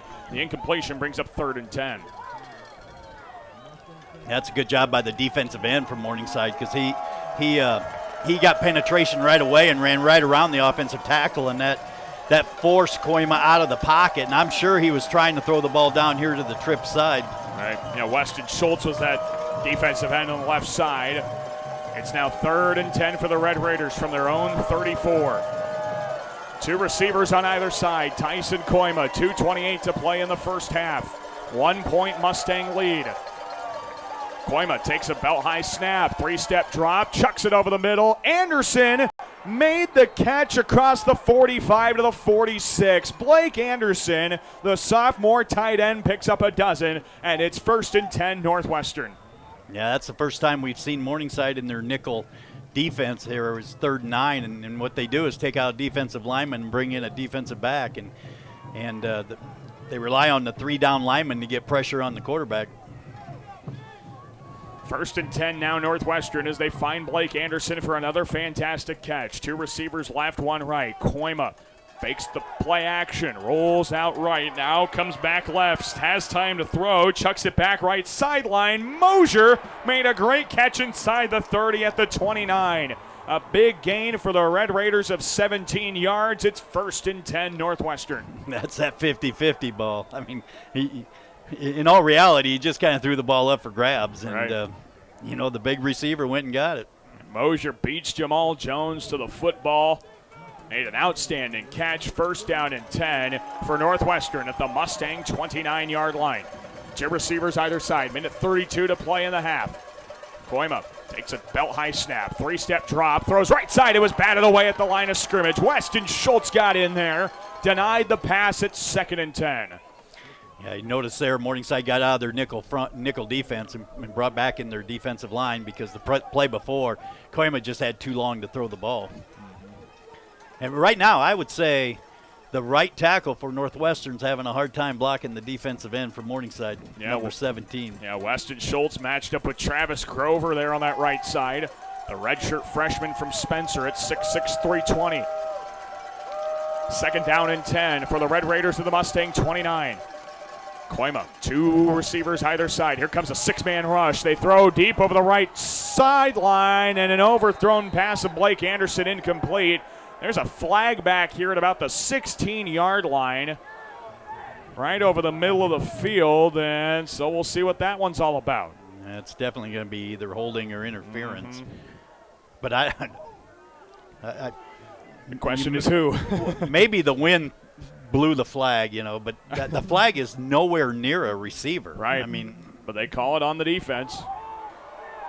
It's it'll be a holding penalty, 10 yards gained for the Red Raiders. And Northwestern has 1st and 10 at the Mustang 19, now inside the red zone. Minute 21 left of the first half. Number 2 Morningside 14, number 4 Northwestern 13. It's 1st and 10 for the Red Raiders of the Mustang 19. Now 4 receivers line up on the left, 1 right. Koima has an empty backfield. No linebacker in the box either. 4-man Mustang rush. They throw left side, caught by Mosier to the 15, left sideline to the 11, and the flag comes out as Mosier gets romped out of bounds by Lonell Boyd Jr. I almost got to think that's going to be offensive pass interference. I think they ran a pick play. Could see that. Yeah, with 4 receivers out there, that's I could see that being a possibility. We'll see what our referees decide here.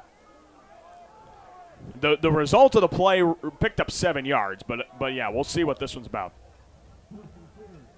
Offensive pass interference on the Red Raiders. And Northwestern coaches are not happy. Because you're right, Bob. I think that was totally designed for that kind of play, and they thought what they were doing was going to be kosher with our officiating crew. That's a huge penalty. It is. I mean, it's not only a 15-yard, that's a 22-yard penalty. Mm-hmm. Yeah, now instead of 2nd down and about 3, it's 1st and 25, back to the Morningside 34. Now a minute 15 left in the first half. Morningside still clinging on to a 14-13 lead. And they're out of field goal range right now. Right. 1st and 25, 3 receivers left, 1 right. Koima, chest high snap, drops to throw, pump fakes, now throws over the middle, caught by McQuillan. Right numbers 30, 25, cuts back inside the numbers, and he's tackled forward to the 20-yard line. He gets a lot of it back. A 14-yard gain for McQuillan brings up 2nd and 11. Well, that 14-yard gain put them right back in field goal range. Yes, it did. And now a timeout from Matt McCarty, the head coach of Northwestern College. 56 seconds in the half, 14-13. Morningside will take a timeout with Coach McCarty. We're back in 30 seconds to Elwood Olson Stadium. You're listening to Mustang Football on Fox Sports Radio 620 KMNS, Sioux City.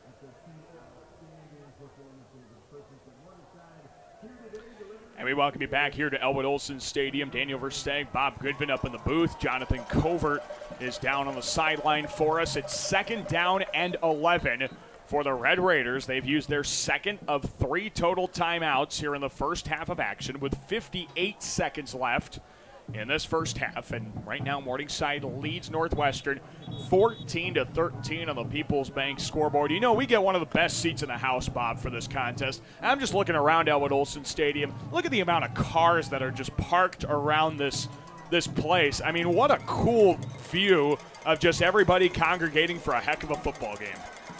2nd down and 11 here for the Red Raiders at the Mustang 20-yard line. 2 receivers on either side. Koima in the gun. Takes a high snap. Blitz coming. Throws it up left seam, and Mosier had it thrown away. But, yeah, it's incomplete. Jones was holding him. It's a penalty flag. And whether they called interference or holding is going to be the talk here. Either way, it's going to be a first down. Yes, it will. But you saw something interesting there.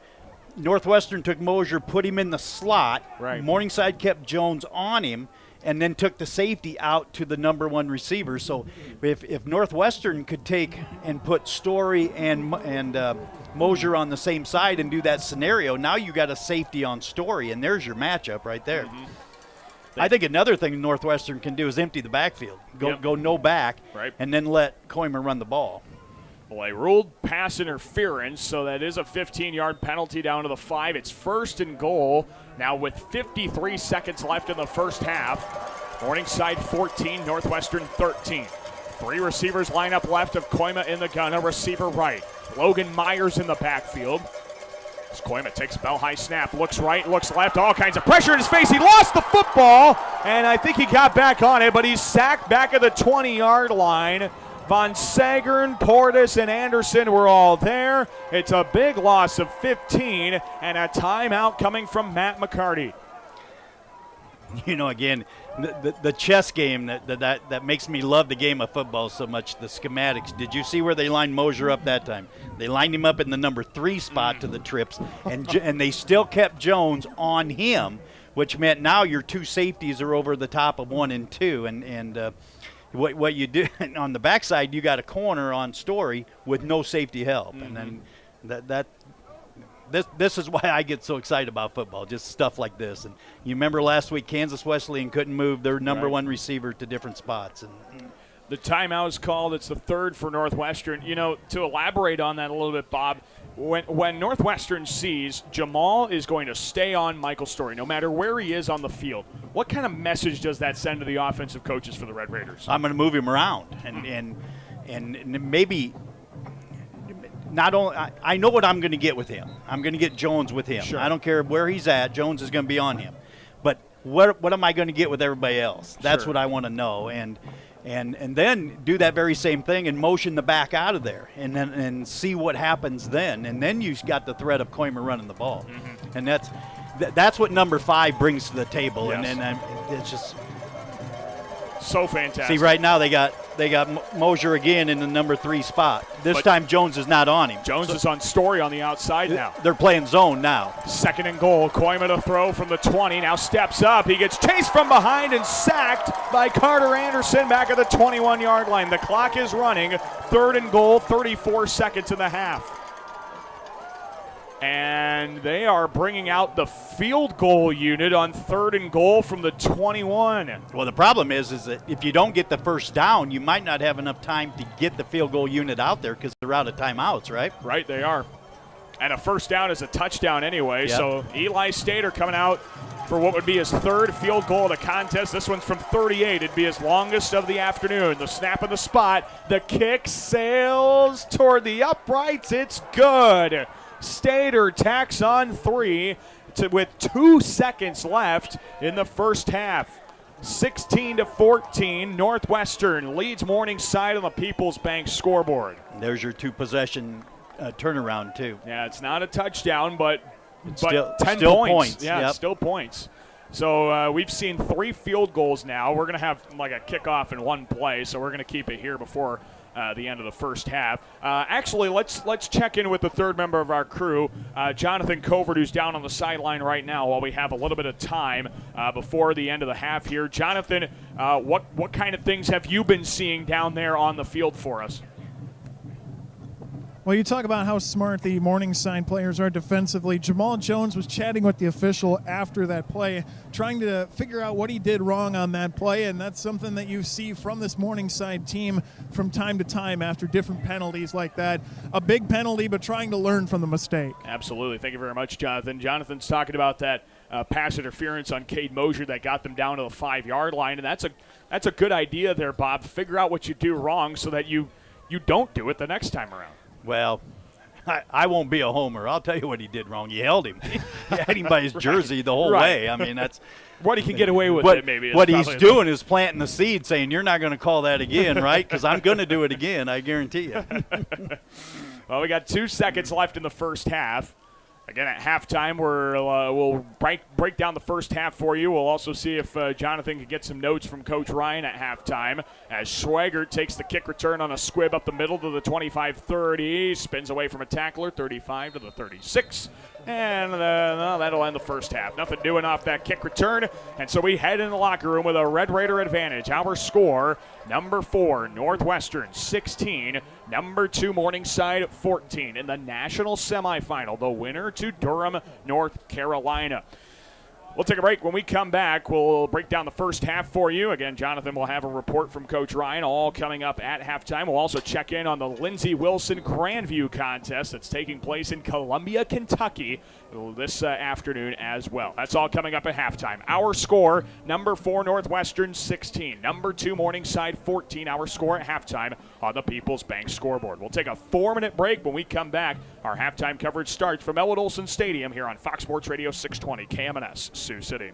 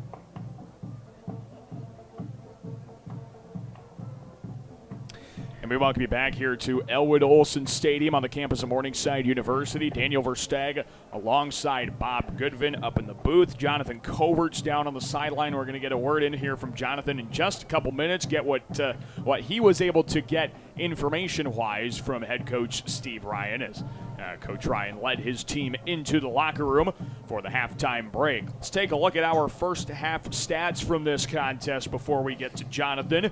Our score summary, let's break that down for you. See how we got to the 16-14 Northwestern lead at halftime. Eli Stater started out the ball game with a field goal from 36 yards out. 9:38 to play in the first. It was 3-0. Mustangs answered on the next drive. A touchdown pass from Zach Norton, from Joe Dolencheck to Zach Norton, a 69-yard score. That made it 7-3. Should also mention that field goal from Northwestern, that first score of the game, was off an interception by the Red Raiders as well. In response, Northwestern had a touchdown pass from Tyson Koima to Cade Mosier, 3:48 to play in the first, 10-7 Northwestern. A field goal tacked on by Stater late in the first made it 13-7 entering the first. Then not a whole lot of scoring to speak of in the second quarter. Matt Strecker with a 1-yard touchdown run capped off a 60-yard drive with about 7:28 to play in the half. It was 14-13 after that. Then we would remain scoreless for 7 minutes and 30 seconds roughly until Eli Stater hit a 38-yard field goal with 2 seconds left in the half, and that has put Northwestern on top 16-14 here at the halftime break. Our first half stats of the contest: Northwestern has 266 yards of total offense, 205 through the air, 61 on the ground. Morningside 183 yards of offense, 133 passing, and 50 rushing. Some of the other numbers here. Punts, we've seen 1 punt from Northwestern, 3 for Morningside. The Red Raiders lost a fumble. They fumbled it twice, lost it once.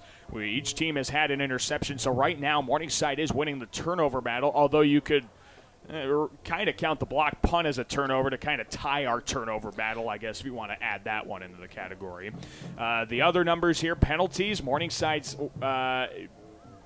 losing that battle right now. 3 penalties, 30 yards, compared to Northwestern's 2 penalties for 20 yards.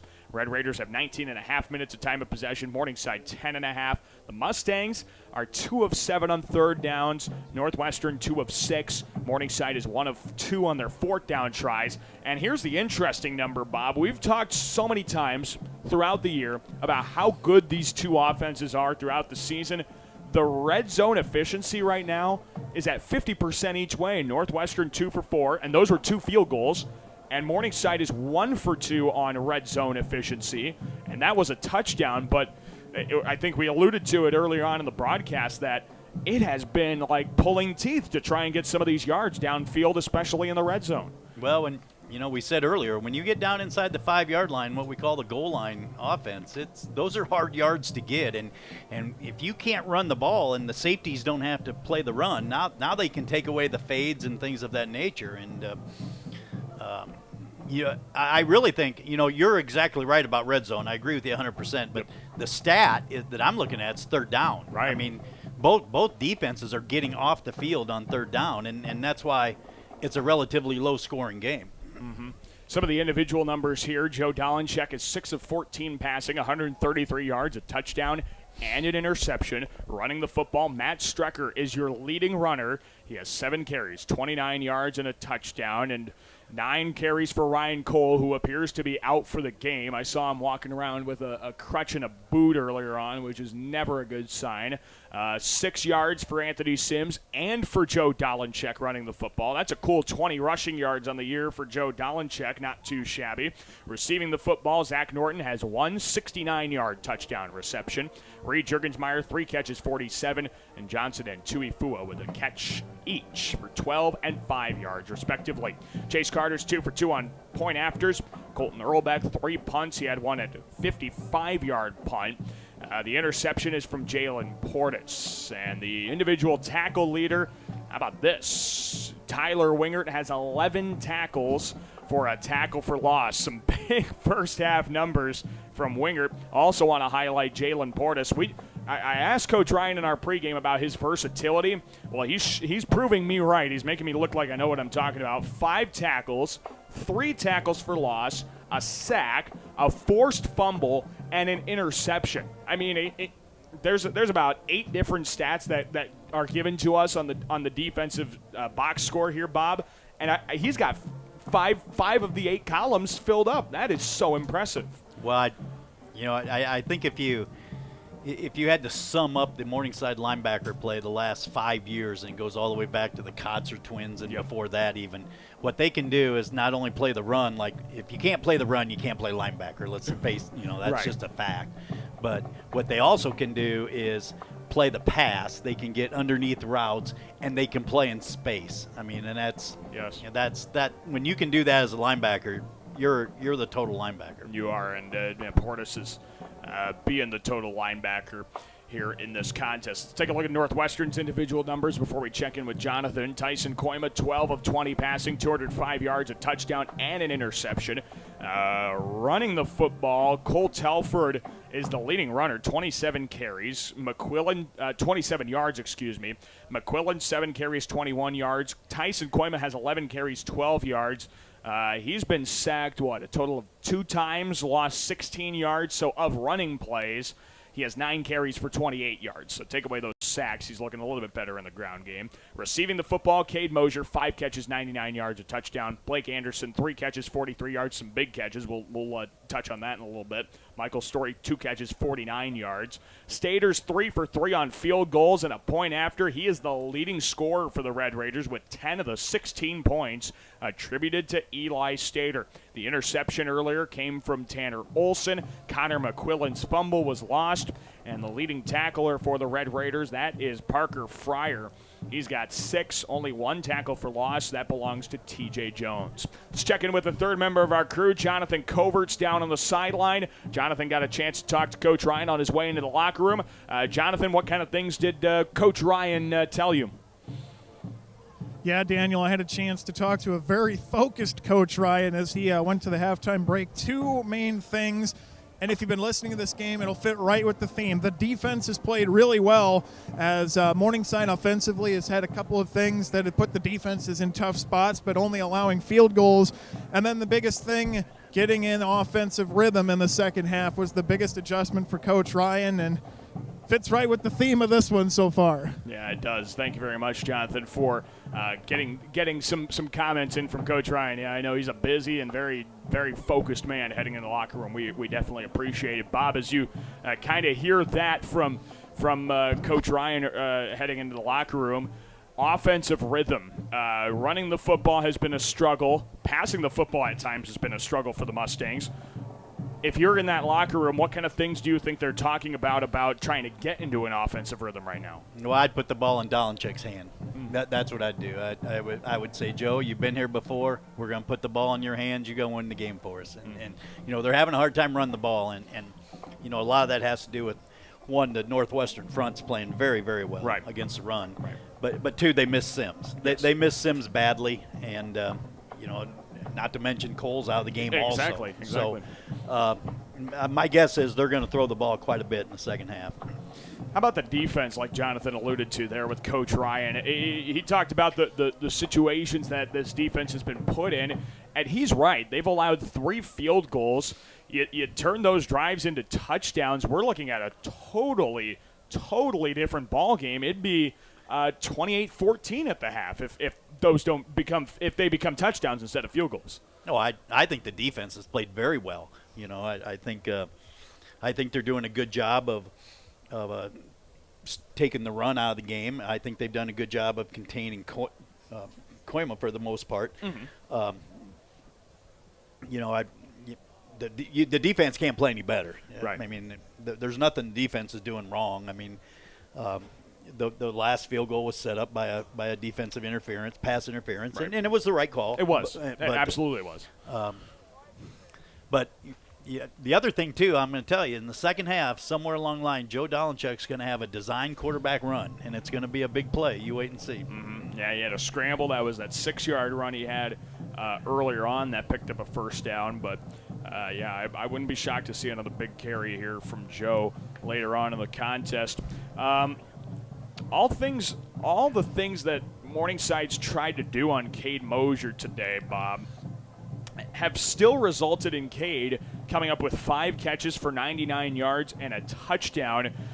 I don't know. This may be a dumb question. Is there any more they can do on Cade Mosier other than just penalize him every time so he doesn't touch the football? I mean, it just seems like he's so dominant out there. Well, he's a good football player. Right. I mean, and you know, I think they have an excellent game plan for him. I mean, I think both teams do, as a matter of fact. You know, Morningside's putting Jones on him, right, and most of the time, and playing man and pressing him, trying to reroute him, trying to throw off his timing.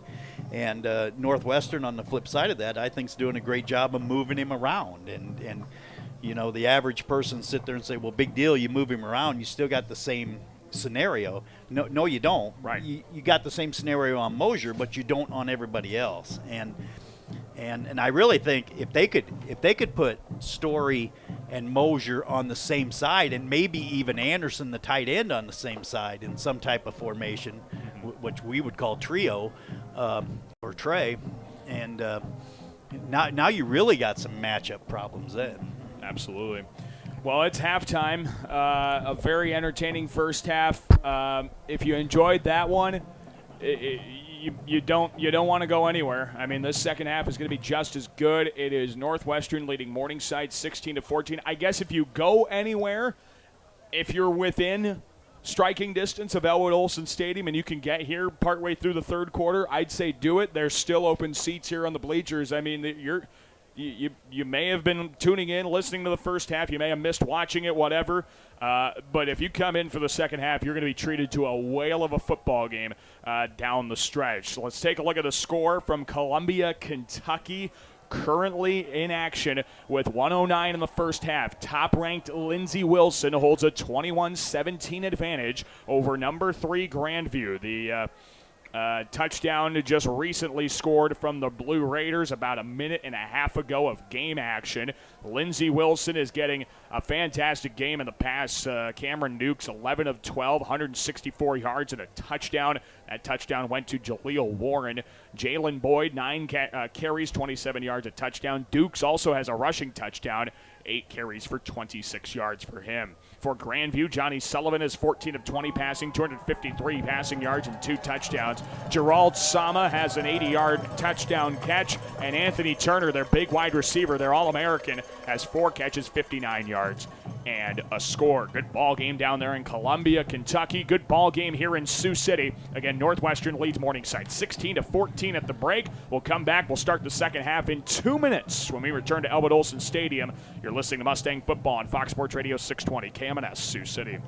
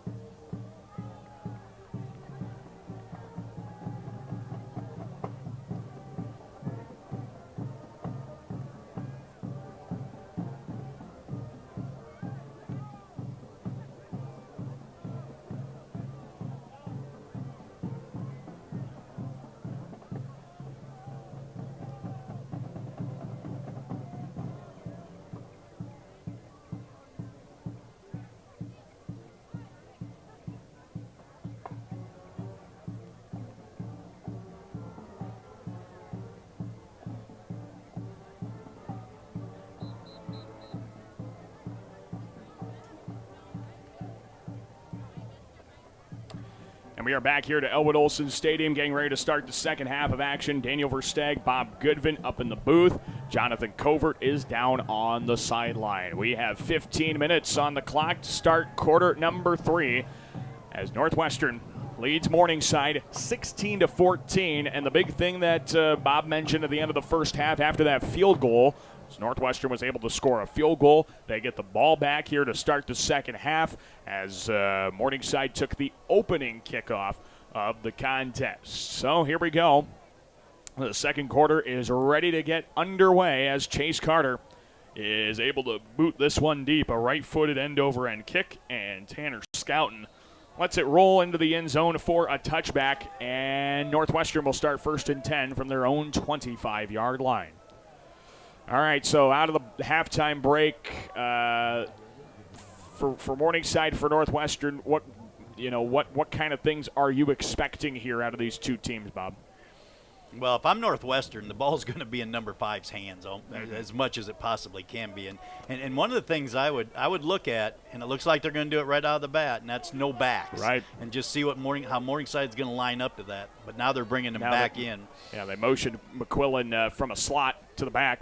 Now Koima gives it to McQuillan around the left side on the first play of the second half, and McQuillan drags a tackler across the 30 to the 32-yard line. That's a gain of 7 to bring up 2nd and 3 on some good movement from McQuillan. Now, did you happen to see, though, when they had McQuillan out in the slot and Mosier at number 1, there Jones backed off Mosier and was playing zone, and as soon as the running back went back in the backfield, Jones came up and pressed him. So I think that might be something they can take advantage of right here. And see, here it is again right here.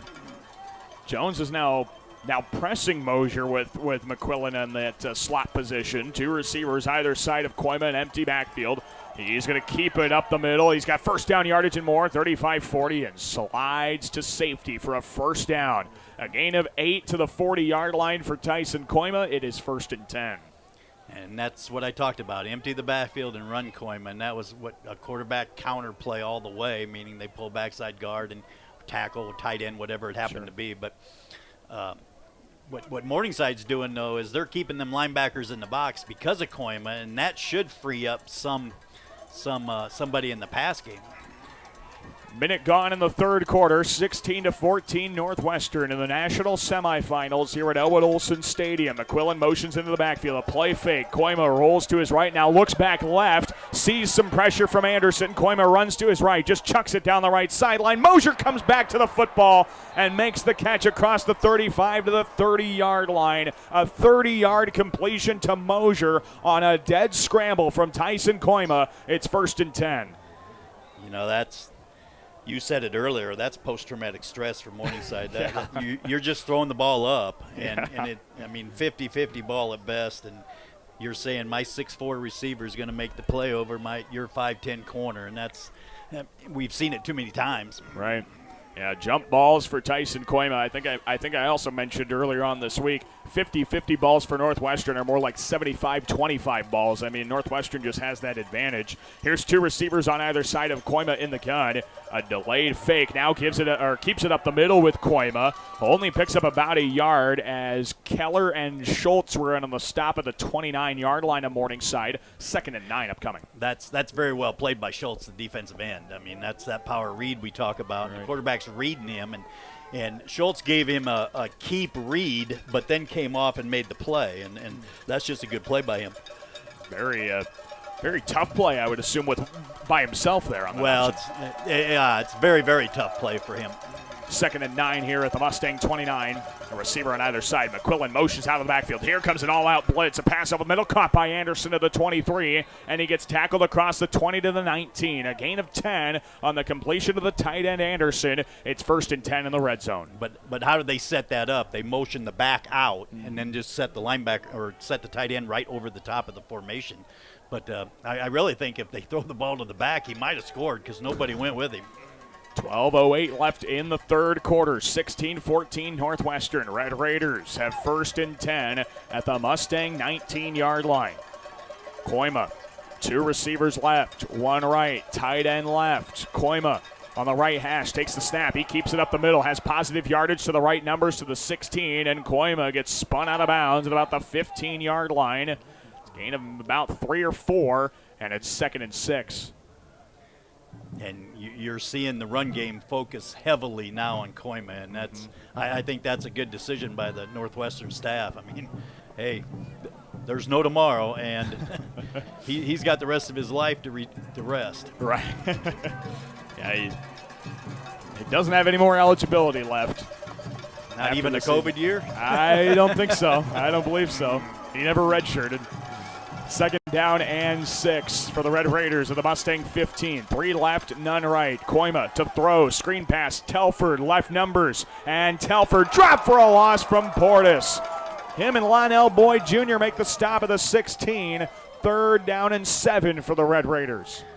Yeah, that was a swing screen all the way to the tailback, and you're asking a wideout to block Portis, and that's not going to happen.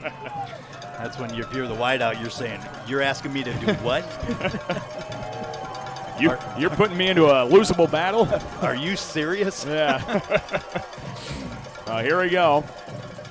3rd down and 7 for the Red Raiders at the Mustang 16. 10.5 to play in the 3rd. A 2-point Red Raider lead.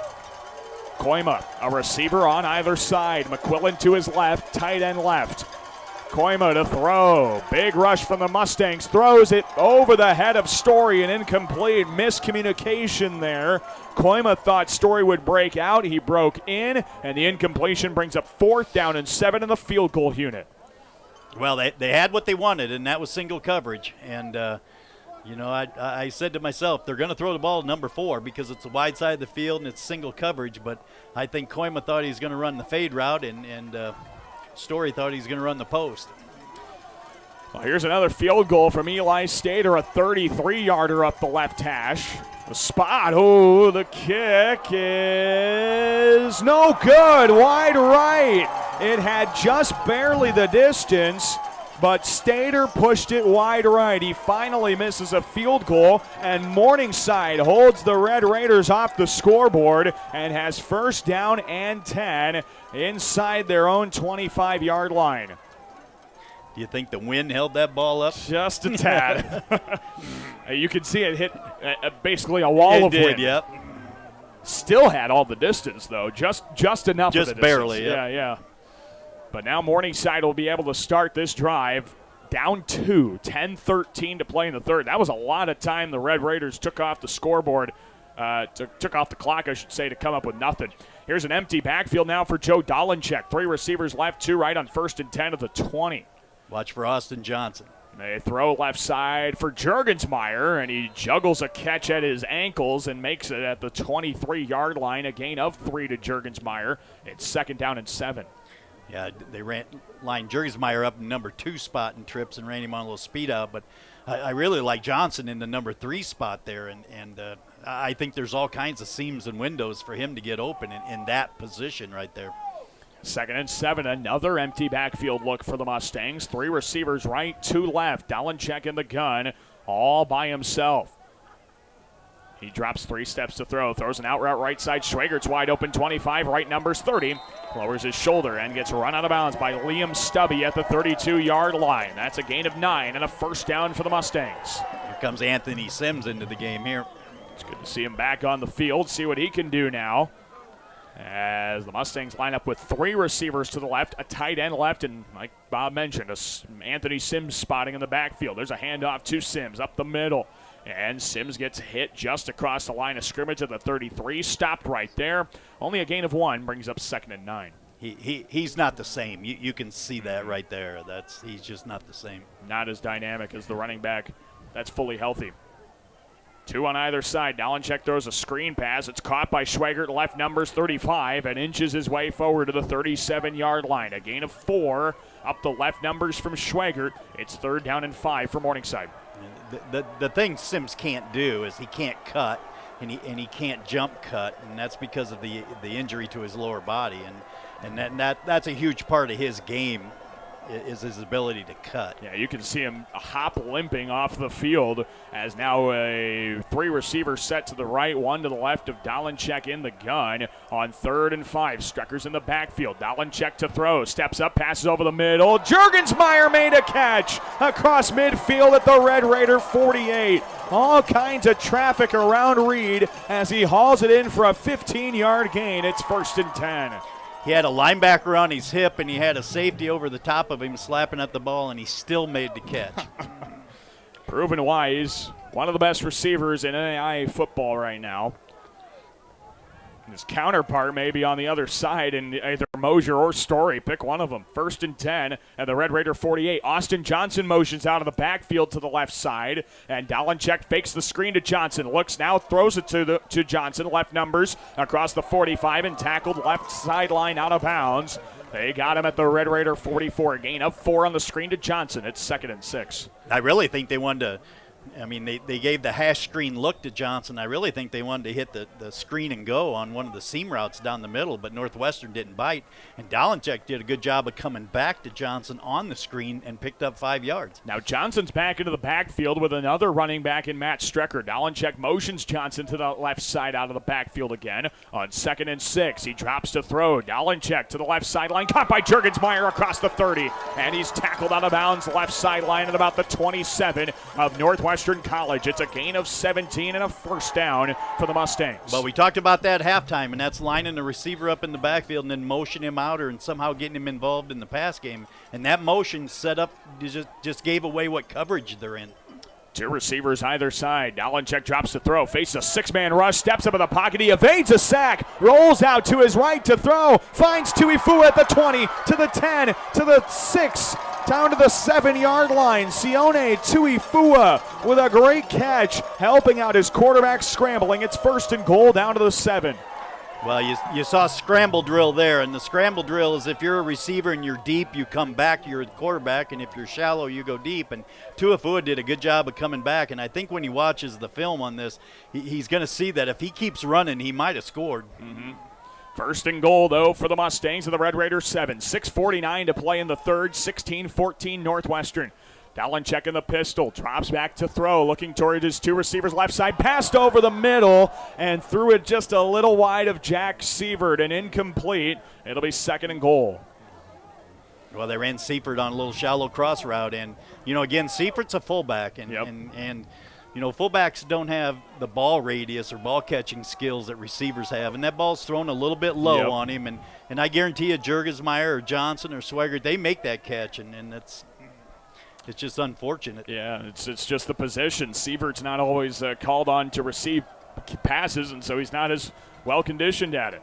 2nd and goal at the Red Raiders 7-yard line. 2 receivers left and none right of Dalenchek in the gun. The fake play action, throws toward the end zone, and Sione Tuifua makes a leaping grab in the end zone for a Mustang touchdown. Tuifua with his 5th touchdown reception of the year. Morningside leads 20-16 on the People's Bank scoreboard, and now Tuifua is slow to get up after receiving the touchdown. 6:34 to play in the 3rd quarter, and if you're Mustang fan, you hope Tuifua did not re-aggravate that injury he had back against Dakota Wesleyan on November 13th. He had a little tweak that kept him out of that game.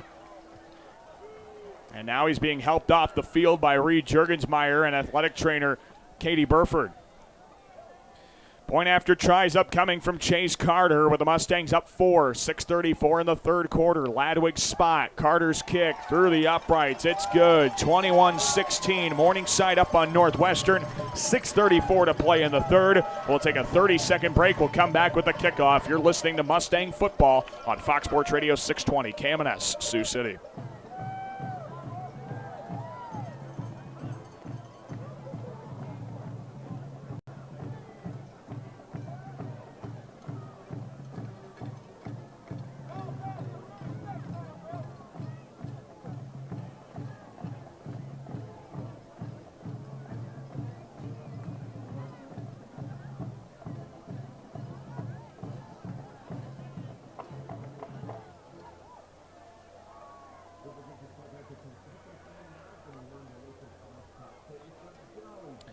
We welcome you back here to Elwood Olson Stadium. Daniel Versteg and Bob Goodvin up in the booth. Jonathan Covert's down on the sideline. We'll get a word in here from Jonathan in just a moment. Our score, number 2 Morningside 21, number 4 Northwestern 16 on the People's Bank scoreboard. A 7-yard touchdown pass from Joe Dalenchek to Sione Tuifua caps off a 10-play, 80-yard drive that took 3.5 minutes off of the third quarter clock, and now there's 6:34 to play in the third. Morningside will kick this one away with Chase Carter. Mustangs leading by 5 now, their first lead since the first half, and Carter boots that thing out of the end zone for a touchback. We'll send it down here to the third member of our crew, Jonathan Covert, roaming up and down the sidelines for us. Jonathan, what kind of things can you tell us? So on the Tuifua touchdown, he landed hard on his back. So without exactly guessing what it is, it's might have been a head bounce on the ground, might have been the wind knocked out of him. Mustang staff is looking at him now, so that's something to keep an eye on. It definitely is. He's such a vital part of that offense. Thank you very much, Jonathan. Here is Koima to throw off a play action. Chucks it deep over the middle for Cade Mosier. They're going to throw a flag as Boyd picked it off of the 40-yard line. This one's going to be coming back, though. Jamal Jones was hanging on to Mosier for dear life. It'll be 1st and 10 for the Red Raiders. The Boo Birds are going to come out here for the Mustang fans. I don't know, Bob. I saw a lot there. I could have been seeing it wrong, but... No, you saw it right. Okay, I thought so. The very partisan crowd that is near us, not a fan of that pass interference call. 15-yard penalty up to the 40, and it's now 1st and 10 for the Red Raiders. Well, I think we said at halftime that both teams are going to put the ball in their quarterback's hand and let it go, and that's what we're seeing right now. Yes. Yeah, Dalenchek facilitated a great touchdown scoring drive. Koima almost was able to get a field goal for his team, but Stater missed the boot, his first miss from a field goal here today. 1st and 10 of the 40. Koima, a low snap, drops to throw. He rolls out right, just chucks it toward the sideline, incomplete. It'll be 2nd down and 10 for the Red Raiders. 6:21 to play in the third quarter, and number 2 Morningside leads number 4 Northwestern 21-16 here on the People's Bank scoreboard. The Red Raiders have the football, 2nd and 10 from their own 40-yard line. There's no number 1 on the field, is there? In that, I don't believe so, unless he's on that far sideline there. That might be Story. That's Story, yeah. Koima throws over the left sideline, and a pass falls incomplete to Ben Vandergreen, who's into the contest, I believe, for Mosier. But he overthrew him. Boyd Jr. on the coverage. It's now 3rd and 10. Yeah, I don't see a Cade Mosier on the field right now. Mosier is, I see him over there. He's kind of walking around on the sideline with a little bit of a limp potentially. He's trying to stretch something out over there. So Mosier is off the field right now. That's a big change here for the Red Raider offense. 3rd down and 10 for Northwestern at their own 40. Koima with 2 seconds on the play clock. He has to snap it and does with 1 second. Koima to throw, rolls right, evading Weston Schultz. Now steps up, throws a bomb over the middle of the field and overthrew Blake Anderson, and incomplete. Drew Bessie on the coverage. It's 4th down and 10 for Northwestern, and they will punt. Boy, did you see Weston Schultz come off the edge? Yes. He gave a move that Derek Thomas for the Chiefs used to be so good at, and that is he dips his shoulders and gets underneath the tackle. And it was an unbelievable move, and Koima was under duress from the get-go because of it. Jaden Snyder now to boot this one away. Runs to his left and sends an end-over-end kick that bounced at the 31-yard line, and Schweger will let it die right at the 25. So 1st down and 10. Here for Morningside, they'll start from their own 25-yard line. With 5:57 left in the third quarter, a drive that only took 37 seconds off the clock for the Red Raiders that ends in a 3-and-out. And now Morningside up 21-16 on the People's Bank scoreboard. will start a drive here late in the third quarter to see if they can go up by 2 scores. I believe the largest lead we've had has been 6 points. It's 13-7 at one point. Red Raiders with that lead, and that's the largest lead we've had in this contest. What a great ball game here in Sioux City. 1st and 10 of the 25. Dolenchek to throw. Looks left, now looks back over the middle to a wide open Jake Towdy at the 30. Lowers his shoulder across the 35 and gets brought down to the 38-yard line, a gain of 13, and it's a first down for the Mustangs. You know, that's a route they run a lot with Tuafua, and they just line him up in the tight end spot and then delay his release right down the middle of the field, and by that time the linebackers have gotten depth. Play action fake. Dolenchek left numbers, juggled and caught by Johnson at the 41, and he gets hit out of bounds on the Red Raiders sideline of the 46. It's a gain of 8 for Johnson. Brings up 2nd and 2. 21-16. Morningside leads. 5.5 to play in the third. 2 receivers right, 1 left. Dolenchek in the gun. He takes the chest high snap, gives it up the middle. Matt Strecker has some green across midfield into Red Raider territory and tackled across the 45 to the 43-yard line. That's a gain of 11, and it's a first down for the Mustangs into Red Raider territory. Morningside has gotten the ball moving now on this drive at the Red Raider 43. 1st and 10 for Dolenchek. 3 receivers left, 1 right. Strecker in the backfield. Dolenchek. The give to Strecker around the right side. He stiff arms a man across the 40 and tackled down to the 38-yard line. A gain of 5. It's 2nd and 5 for Morningside. Morningside looking for their 4th national championship appearance in program history. Northwestern looking for their 7th. 2nd down and 5 at the Red Raider 38. Dolenchek drops 5 steps to throw. Steps up to a pass, and it's picked off by Snyder at the 10. Jaden Snyder with his 8th interception of the season. He runs it up the left sideline and gets run out of bounds at the 39-yard line. Jaden Snyder jumped the route on Austin Johnson, picked off his 8th pass of the year, and Northwestern takes over at its own 40.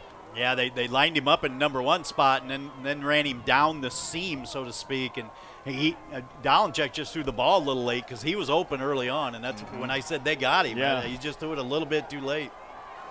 How about the play in the secondary? Jaden Snyder, who's taken over in the safety position this year after being basically only a special teams guy last year. He was only a punter for the Red Raiders and would occasionally play in the secondary. He's taking that strong safety role well. 8 interceptions on the year for Snyder. 1st and 10 of the 40. Koima, the give around the left side. McQuillan bounces off tackle, takes it left sideline 45-50, and he stepped out of bounds short of the marker, the 49-yard line of Northwestern. It's a gain of 9. It's 2nd and 1.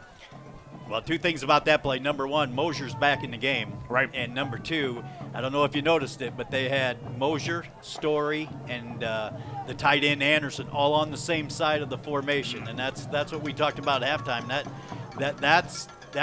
That's a nightmare for defenses right there. Right. Especially if you're going to do to Mosier what Morningside's doing to him. Yeah, there they are again. All 3 of those 6'4" receivers and a tight end on the same side of the formation. 2nd and 1 of the 49. Koima, the give to Logan Meyer around the left side. First down, yardage and more. Across midfield to the Mustang 47. It's a gain of 4 for Meyer. It's 1st and 10. 3:49 to play in the third quarter. 21-16 Morningside. The 2nd interception of the game from Joe Dolenchek to Jaden Snyder. Snapped that last drive in half for the Mustangs and gave Northwestern the football after the great run back from Snyder resulted in some great field position. 1st down and 10 at the Mustang 47. Koima with a receiver on either side. Zutenhorst, a fullback on the right side. The fake give, play action. Koima steps up to throw. He takes a shot over the right seam for Story, who comes back and makes the catch at the 7-yard line. He got around K. John Green. It's a 40-yard completion. It's 1st and goal. Throw the ball up, let your big receiver go get it. What do we call those, 50-50 balls? And you're right, they're not 50-50. No, they're not. Not for Northwestern. No. 75-25, maybe 80-20 even. When the ball's to Story or or Mosier. I would say it's 70-30 at worst case worst, scenario. yeah, that's the low end right there. Here's your empty backfield. Yep, empty look. 4 bunched receivers on the left side on 1st and goal at the 7 of Morningside. Koima, he's going to run it to the left side. Now throws over the middle and threw it wide to Blake Anderson, who is pleading for a pass interference call. So is the Northwestern sideline. They don't get it. It's 2nd and goal at the 7. That's an RPO, and I'm really surprised he didn't take off and run because there's no linebacker in the box. And I'm sure it's a quarterback draw RPO slant to the number 3 receiver, and he read it right. The number 3 receiver was open, right. But I think he'd been better off running the ball. 2:40 left in the 3rd, a 5-point Mustang lead. And here come the Mustang fans on 2nd and goal at the 7. Koima with 2 left and 1 right. Chest high snap. He rolls out to his right, throws toward the end zone, and threw it wide of Michael Story and incomplete. 3rd down and goal upcoming. That time Northwestern went back to their traditional one-back set. You see how many people were in the box that time from Morningside? There were 3 people in the box that time. And they brought one of them, and one of them flushed Koima out of the pocket. Well, here we go. 3rd and goal. You thought the Mustang fans were loud on the last play. How about now? 3rd and goal from the Mustang 7-yard line. The Red Raiders down 5, 21-16. Here's Koima. 2 receivers on either side. McQuillan in the backfield. Koima to throw. Right side pass is deflected away of Michael Story and incomplete. It'll be 4th and goal. Isaac Pingle was in there on the stop, and boy, there was some extra shoving between Story and Pingle. Bob, those 2 went to the same high school. They're both Spencer grads. They played together, and now there they are shoving each other around at the end of the play. But here comes a field goal from Eli Stater from 24 yards out off the right hash. He missed his last one from 33 yards. The spot in the line drive boot sails through the uprights. It's good. 21-19, Morningside, 2:27 to play in quarter number 3 as Stater connects on his 4th field goal of the day.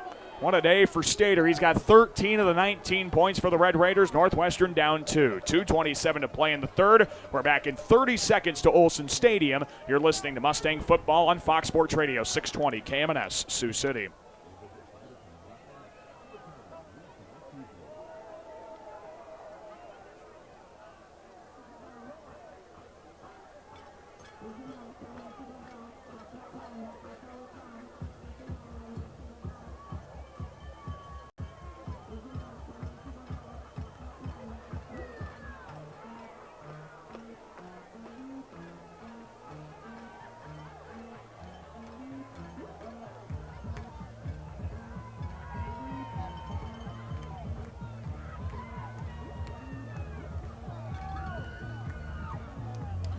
We welcome you back here to Elwood Olsen Stadium. Daniel Versteg and Bob Goodfin up in the booth. Jonathan Covert's down on the sideline. We'll check in with Jonathan here in just a moment. 2:27 to play in the 3rd quarter. Morningside leads Northwestern 21-19 as Eli Stater converts a 24-yard field goal. Caps off a 6-play, 53-yard drive that took right at 2 minutes off the clock. And that converts some points off a turnover from Jaden Snyder's prior interception. This is a high kick. Schweger fields it at his own 23. Has some room to work with to the 25-30. And then gets tackled across the 30-yard line to the 32. 9-yard return there for Schweger. 1st and 10 for the Mustangs at their own 32-yard line. We'll throw it down to the 3rd member of our crew, Jonathan Covert. Jonathan, what do you see down there? Well, you guys talked about it, but Mosier seems to be battling something with his right leg. Not the last series, the series before, kind of hobbled off on it a little bit, so that's going to be a big injury to keep an eye on. Yeah, we'll definitely keep an eye on that. Mosier's such a vital part of that offense. Thank you very much, Jonathan. Here's 1st and 10 for the Mustangs at their own 32. 2 receivers either side, and we have a flinch on the right sideline. A wide receiver commits a false start there. Zach Norton, I believe, the culprit. 5-yard penalty. It's 1st and 15. Yeah, that's one of those penalties that drive coaches crazy. Yep. I mean, there literally was no reason for that penalty. Well, especially when that hasn't been happening all game. I mean, Most of the penalties have been a physical, in-the-play kind of penalty. We haven't had a whole lot of procedurals until now, that first penalty. 1st and 15 here, 2 receivers on either side, and more movement on the line. And Joe Dolenchek is pleading the movement from Northwestern caused the false start. But another false start penalty backs the Mustangs up to the 22 and brings up 1st and 20. This one was on the line. Well, I think what happened is the linebacker came up from depth and looked like he was going to blitz, and it spooked one of the offensive linemen. And I don't really know what Morningside thinks the penalty on Northwestern should be, to be honest with you. I don't know either. But Dolenchek was pleading with our white hat. Here's a screen pass right side. Johnson makes the catch, gets a block 25, and gets tackled out of bounds by Tanner Olson at the 27. A gain of 5 there for Johnson. Gets one of those penalties back and brings up 2nd and 15. With 2:16 to play in the third quarter and counting, 21-19. Morningside leads Northwestern here on our People's Bank scoreboard.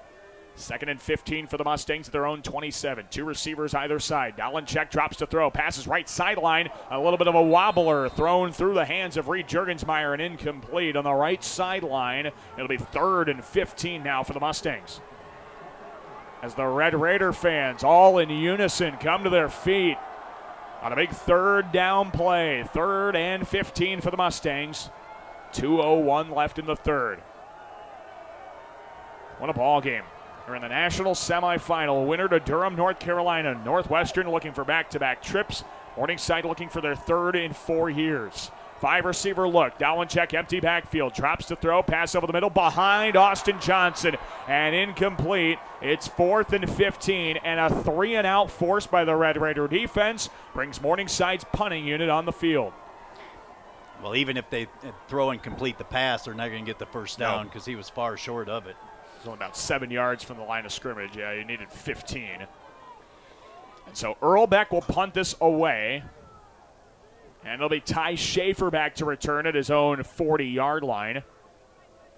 Earlbeck able to get a punt off the side of his foot to the right sideline. That bounced inbounds at the Red Raider 47. And they'll mark it to the 46. Not a good punt there from Earlbeck. He's able to get it across midfield, though. A 1st down and 10 for the Red Raiders from their own 46 as that punt officially goes only 27 yards. That was after having a 55-yard boomer in the first half. A 27-yard punt there for Earlbeck as 1st down and 10 for the Red Raiders at their own 46. So here we go. Northwestern down 2. Minute 50 to play in the 3rd quarter. Northwestern, 2 receivers left, 1 right, with Koima, a tight end right, and McQuillan off his right hip in the backfield. In the gun is Koima. Takes the bell high snap. He rolls to his right. He keeps it up the right seam and tackled as he tried to angle to the sideline of the 48-yard line. A gain of 2 for Koima. It's 2nd and 8. That's a good play by the outside linebacker. I mean, the tailback is blocking him, and it looked like the tailback had reached him. In other words, blocked him to the inside. But Van Segeren did a good job of coming off the block and making the tackle because that looked like it was going to be a big play. 2nd and 8 now for the Red Raiders, who trail by 2. Minute 20 to play in the 3rd. Ball spotted at the Red Raider 48-yard line. 2 receivers left, 1 right. A tight end left of Koima in the backfield in the gun. Fakes the give. 3-man Mustang rush. Throws right sideline and well over through Kanan Flores toward the right sideline and incomplete. 3rd and 8 upcoming for Northwestern. I think one of the things Northwestern is going to have to do is in that formation, you're getting cushion to the boundary because Mosier's to the field, and you got to be able to run a hitch or a speed out with that scenario and not the deep out because you're running the deep out into the cushion. 3rd and 8, another big 3rd down. Every play is big, but this one especially. From the Red Raider 48, 3 left, 1 right of Koima in the gun. Takes a snap and drops to throw. Pass over the middle. Caught by Story for 1st down yardage to the Mustang 42. It's a gain of 10 and a 1st down for Northwestern. And that's just the opposite of what I said, but it was quick, but it was an inside route instead of an out-breaking route. And that you just got to take advantage of the cushion over there. 21-19. Morningside up on Northwestern. 50 seconds to play in the 3rd quarter here in Columbia, Kentucky. Lindsey Wilson leads Grandview 28-20, 11:35 in the 3rd quarter of that contest. Northwestern with Koima in the backfield, almost on his own with a tight end left side.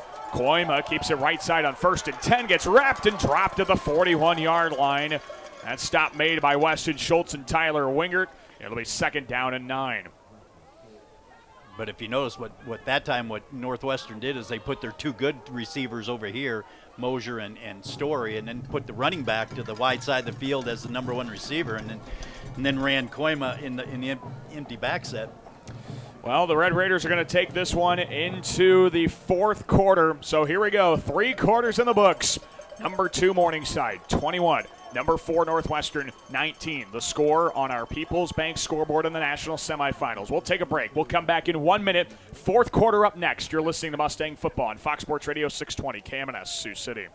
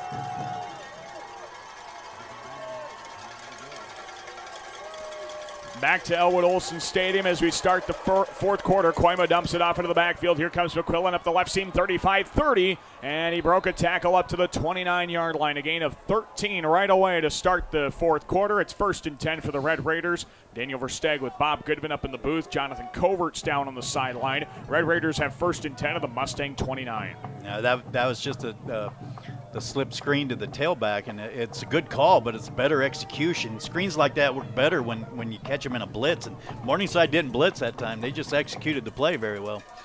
4th quarter, 21-19. Morningside up on Northwestern on our People's Bank scoreboard. A receiver on either side of Tyson Koima in the gun. Single coverage with Cade Mosier on the right side. Koima looking to throw. Passes over the middle. That pass is caught by Anderson. Got away from the defender across the 20, and he's tackled at the 15. A gain of 14. It's 1st and 10 into the red zone. You know that Anderson runs those option routes over the middle of the field so very well, and the option routes according to coverage. He reminds me of Travis Kelce for the Chiefs. I mean, that's a catch you see Travis Kelce make all the time. Right. Can anyone guess what Bob Goodman's favorite NFL team is? I might go home and watch your last week's game tonight. Unless I can get a tape of this one. Yeah, there you go.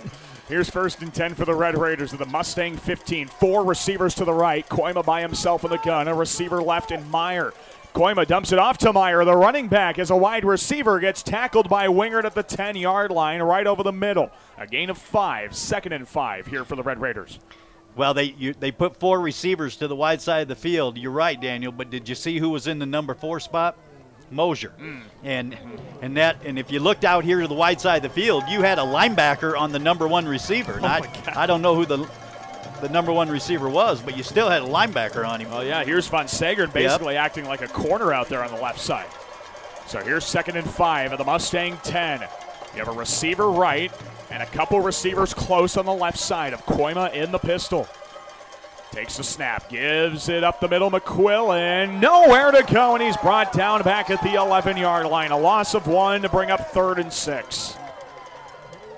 Yeah, these are just tough yards for Northwestern down here because they just can't run the ball traditionally against Morningside, and it's really starting to show up because their 4 field goals, all 4 of them are in the red zone, and all 4 of them are a result of just not being able to run the ball. Right.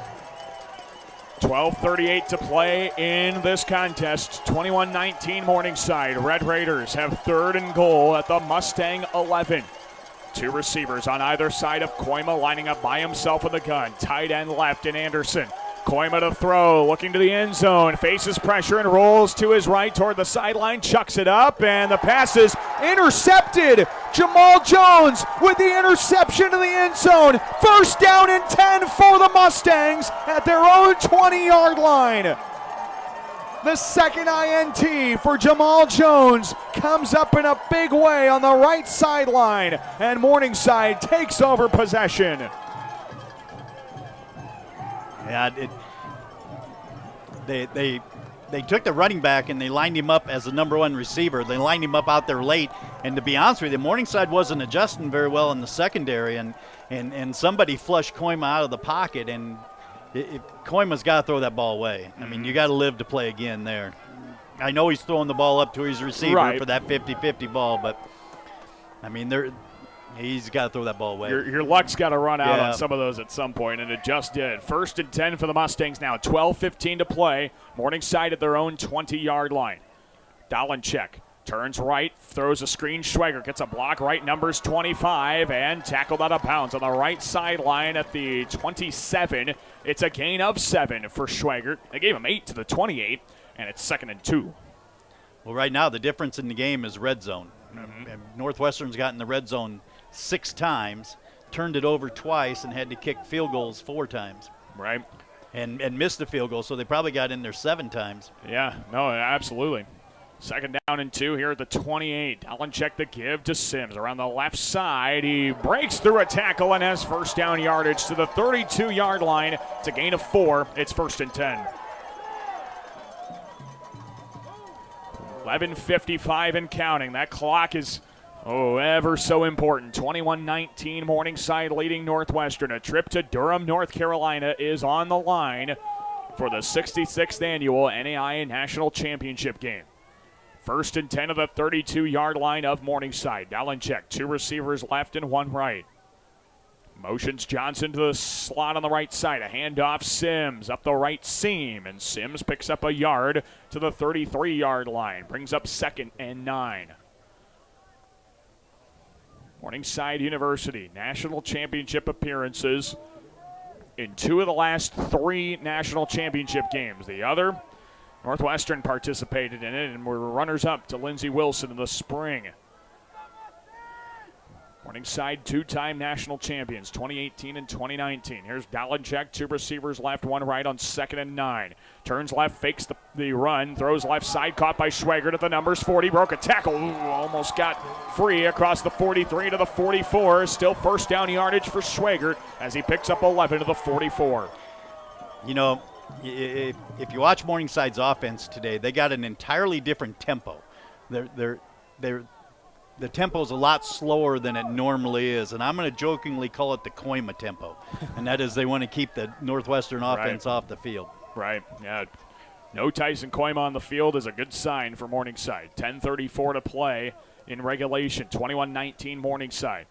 Dolenchek to throw on 1st and 10 from the 44. Dumps it off into the flats, and Sims just drops it. And Liam Stubby coming after him on the outside. The incompletion brings up 2nd and 10. Well, it's a gutsy performance by Sims. Yes. You can tell he's hurting. Yes. He's not the same. No.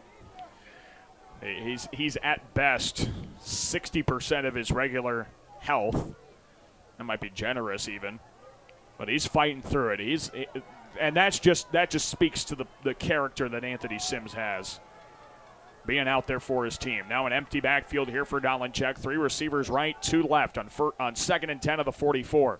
Schweigert motions right to left. Dolenchek to throw in a 4-man rush. Pass over the middle, caught by Juergensmeyer into Red Raider territory. Across the 50 to the 43-yard line. It's a gain of 13 and a first down for the Mustangs.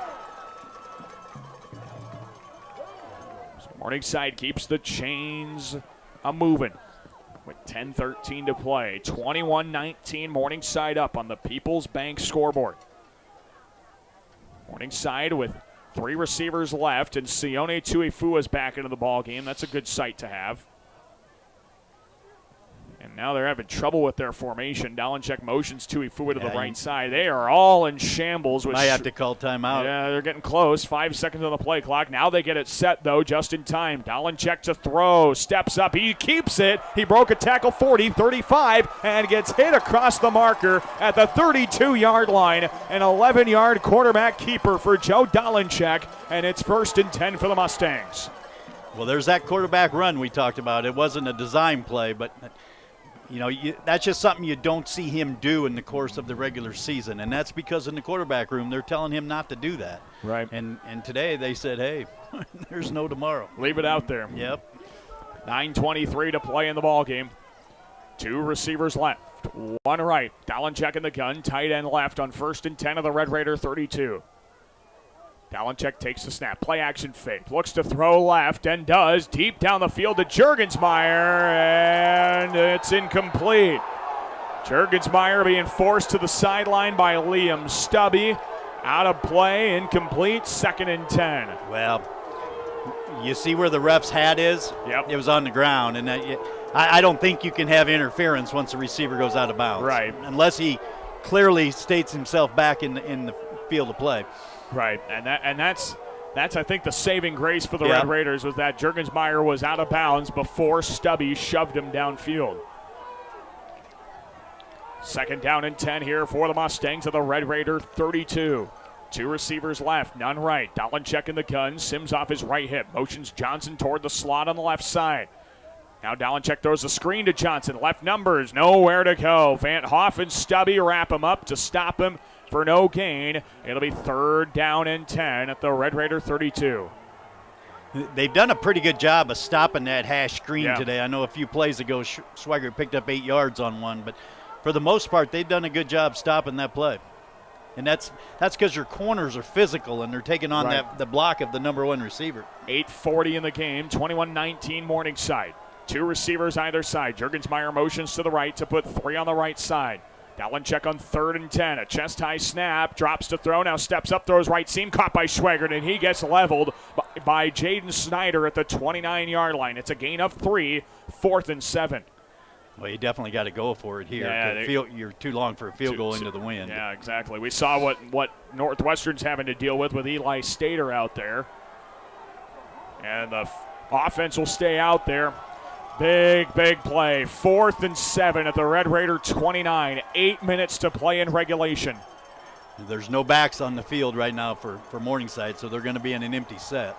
3 receivers right, 2 left. Yeah, nobody in the backfield for Joe Dalenchek on 4th and 7. Now he motions Johnson in the backfield from the Red Raider 29. Dalenchek to throw. 3-step drop out of the gun. Steps up, takes a shot, gets a pass completed to Swigert. Left sideline 25-20. And into the red zone of the 12-yard line goes Caleb Swigert. And it's 1st down and 10 for the Mustangs. They keep the drive going on an 18-yard pass. That shallow cross route is just, it's tough to cover. And that's exactly what they hit Swigert on there. But they took Johnson, motioned him in the backfield. You know he's not going to pass block, so he ran a little arrow up and a wheel route, and they hit the shallow cross right underneath that. 1st and 10 of the Red Raider 11. Dalenchek to throw, steps up, evades a sack, keeps it toward the left numbers, and Dalenchek taken down at the 7-yard line by Jessen Ranking. A gain of 4. It's 2nd and 6. He's taken off and ran more times today than he did in the previous 13 games combined. Yeah. I'll just about bet you. I would agree with that. Yeah, he'd only had 14 rushing yards all season coming into this contest. Now he's one of the leading runners here for the Mustangs today. 21 rushing yards on 4 carries. 2nd down and 6. The Red Raiders 7. In the pistols, Dalenchek, 2 receivers right. The give to Sims up the middle, down to the 5. Sims kept it moving and got a 1st down to the 1-yard line. A gain of 6. It's 1st and goal upcoming. Sims is still hobbling. He has to come off. He is hopping on 1 foot toward the sideline. Oh, man. Sims should get the MVP for just playing in this game, let alone whatever stats he puts up. 1st and goal for the Mustangs. Dalenchek under center. Has an offset I formation after shifting the tight ends. Strecker in the backfield. Dalenchek play action, bootleg, rolls out right, throws to the end zone. It is incomplete. Jaden Snyder came diving in, batted it away of Juergensmeyer. The incompletion brings up 2nd and goal. Yeah, that's a great call, though. It's man. Play action, bootleg on first down. You got 3 downs to run the ball. That's a great time to play action fake right there. 6:10 to play in the ball game. Clock stopped up to the incompletion. 21-19 Morningside on the People's Bank scoreboard. Another offset I formation look. Dowlincheck will go under center once again. Strecker dots the offset I, hands it off up the middle. Strecker gets tackled into the end zone for a Mustang touchdown. Strecker's in for the 2nd time this afternoon, and the Mustangs take an 8-point lead, 27-19 on the People's Bank scoreboard. 2nd time he scored on exactly the same play, and if you notice, they line 3 guys up on the right side, Juergensmeyer on the left, and they shift all 4 of them to the other sides and then run to the shifted side. That's exactly what they did on the other end of the field in the 2nd quarter.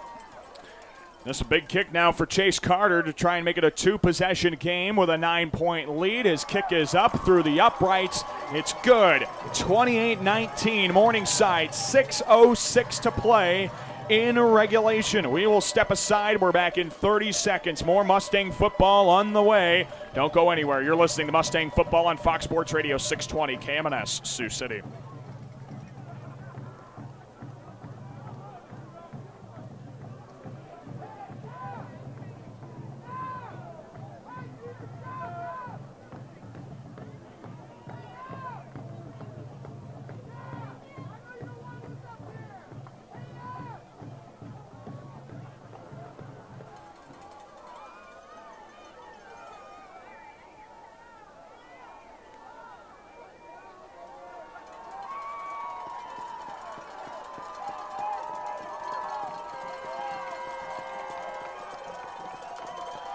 We welcome you back here to a rowdy Elwood Olson Stadium. Daniel Versteg and Bob Goodvin up in the booth. Jonathan Covert's down on the sideline. We'll get a few words in here from Jonathan in just a moment. 6:06 to play in regulation. Number 2 Morningside leads number 4 Northwestern 28-19.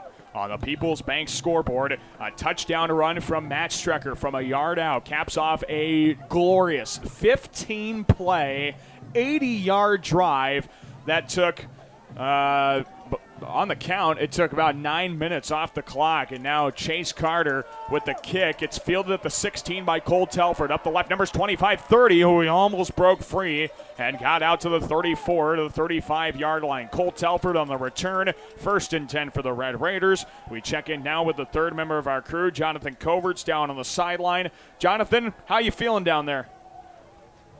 Well, I'm feeling like everybody's feeling, Daniel. This is going to be an exciting finish for the Morningside defense before they went on the field. The message was simple: one more stop. One more stop indeed. Yeah, that's the message right now. That's the goal, and Morningside's defense is ready for it with 6:02 to play. The Red Raiders do have an injured player over there on the far sideline at about the 23. That last drive, Daniel, might have been the most un-Morningside-like drive you've ever seen. Yeah. When was the last time they had a 15-play drive? When was the last time a drive took 9 minutes? Yeah. I mean, that is so un-Morningside-like. Yeah, it absolutely is. But that's that different tempo we talked about too, you know. And it's, I mean, I guess you could call it the 4-minute offense, but it's really not the 4-minute offense because they've been doing it the whole game. I mean, right. It's literally, like you said, keep Tyson Koima off the field offense. I mean, it's the Koima tempo. It is the Koima tempo. Now here comes Northwestern onto the field, ready to start their drive. 1st and 10 at their own 34-yard line. As Koima lines up with 3 receivers right and 2 receivers left. In the gun, all by himself. Koima drops back to throw. He looks over the middle. Koima passes left seam, and a catch made by Anderson at the 40-yard line. They gave him the 41. It's a gain of 7, and it'll be 2nd down and 3. Now you see Northwestern kind of in their 2-minute tempo right here, trying to hurry up. Yeah, they don't have a lot of time here. Down 9. That's the more important part here. 2nd down and 3 of the 41. Koima to throw, left sideline, throws it up for grabs, and nobody was there where he threw it off to. Incomplete. 3rd down and 3 upcoming. Almost every play you see a Northwestern receiver complaining about being held, being interfered with, and that time you saw Story doing it. Right. Here is 3rd down and 3, and the Mustang fans make their presence felt as Northwestern is at its own 41-yard line. 4 receivers right, 1 left. Koima all by himself, takes a knee-high snap. And now we have a whistle and a timeout called just before the snap from Morningside with 5:31 to play. Timeout from Steve Ryan in Morningside football. 28-19 Morningside, 5:31 in the game. We're back in 30 seconds. This is Mustang football on Fox Sports Radio 620 KMNS Sioux City.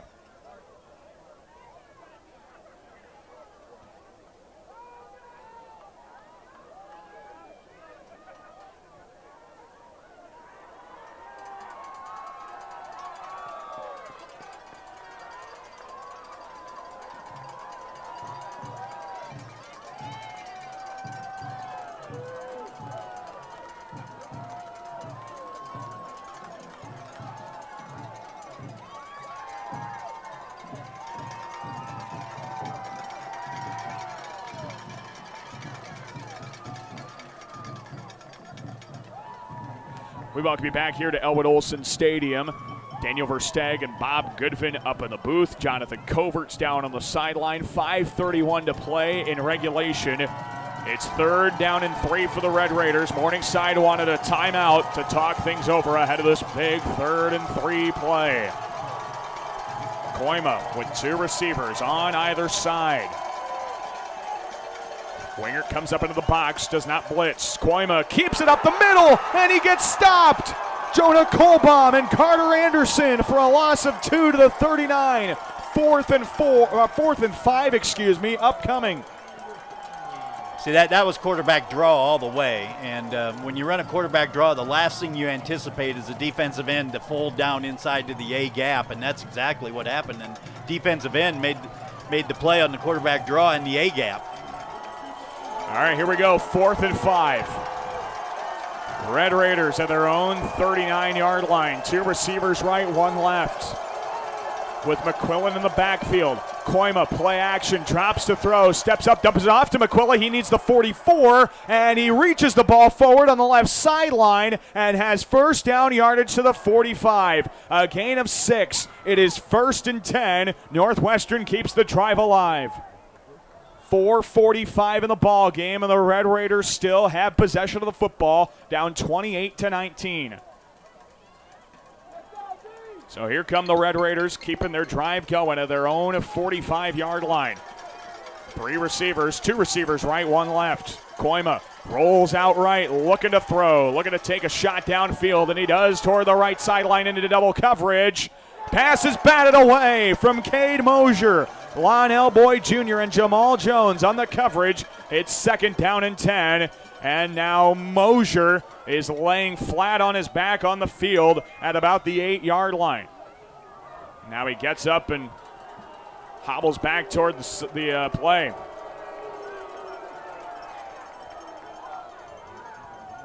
No, it's a fortunate break for Northwestern that, right. 1, he doesn't have come out of the game, and 2, they reset the play clock. Right. Yeah, they reset it for him. And still haven't started it. Oh, no, they did. They are going to make him go out. Yeah, okay. All right. That makes sense. That does make sense. 2nd down and 10 here for the Red Raiders. Ball's at their own 45-yard line, and Cade Mosier is out of the ball game. 2 receivers on either side of Koima with an empty backfield. Tight end right. Koima drops to throw, passes over the middle, caught by Anderson. 1st down yardage and more as Wingert tackles him across the 41 to the 40. A gain of 15 for Blake Anderson. It's 1st and 10 to the Mustang 41. Yeah, there's that tight end option route again we talked about earlier, but what really made the play was a throw. He threw the ball the outside shoulder of him, and that's just exactly where the defensive guy was not. 4 minutes to play. Koima drops to throw. Pass over the middle. McQuillan dropped it at the 35-yard line. And now it's 2nd and 10. Clock stops at 3:57 to play. Mustangs up 9. It is 2nd and 10 for the Red Raiders at the Mustang 41-yard line. 28-19. Morningside up on Northwestern on our People's Bank scoreboard. As Northwestern tries to keep their hopes alive of a national tournament appearance in Durham, North Carolina. Here we go. 2 receivers on either side of Tyson Koima in the gun. Koima, bell high snap, drops to throw, pass over the middle. That one's caught by McQuillan at the 37, angles left sideline to the 32, and stepped out of bounds short of the marker. He did. He stepped out short of the first down stick, and that's kind of a mistake. 3rd and 1's upcoming. He did get out of bounds, though, so that does stop the clock with 3:50. No, it keeps it moving. The clock does not stop on that out-of-bounds play. 3:42 to play in regulation. 3rd down and 1 for the Red Raiders of the Mustang 32. 3:35 and counting. The clock's running out. Northwestern's got to score quickly. Koima, 2 receivers either side. Knee-high snap, throws right sideline, and wide of Mosier, incomplete. It's 4th and 1. And now the clock stops with 3:24 to play.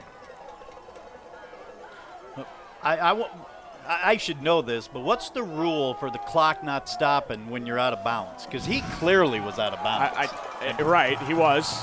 I mean, does it not stop till the last 2 minutes of the half, or what? I think it's either the final 2 or 3 minutes, I think. Could be wrong on that, and we're 3:24 to play. But I thought it stopped too. I'm with you there. 4th and 1 here for the Red Raiders of the Mustang 32. 2 receivers on either side. Koima. And the Red Raiders, a big blitz from the Mustangs. They lob it out, and the pass is deflected away. Winger bats it away from McQuillan. It's a turnover on downs. It's 1st and 10, Morningside of the 32. Winger deflected the pass away. And now 1st down and 10 for Morningside. I don't want to be the ref on that sideline over there. Nope. Because he's getting an earful. He's being told everything right now, Yep. and they definitely were all over Quillen the back. I mean, can you interfere with the back behind the line of scrimmage? Maybe that's the argument, but that's the question. But there was definitely contact. 1st and 10 of the 32-yard line. I formation. Dalenchek the give up the middle. Strecker has positive yardage to the 36-yard line. A gain of 4 and a timeout from Matt McCarty. 4-yard gain. 2nd and 6 is upcoming with 3:13 to play. A 9-point Mustang lead. The first of 3 timeouts for Northwestern. We'll take a timeout. We'll be back in 30 seconds. It's Mustang football on Fox Sports Radio 620 KMNS, Sioux City.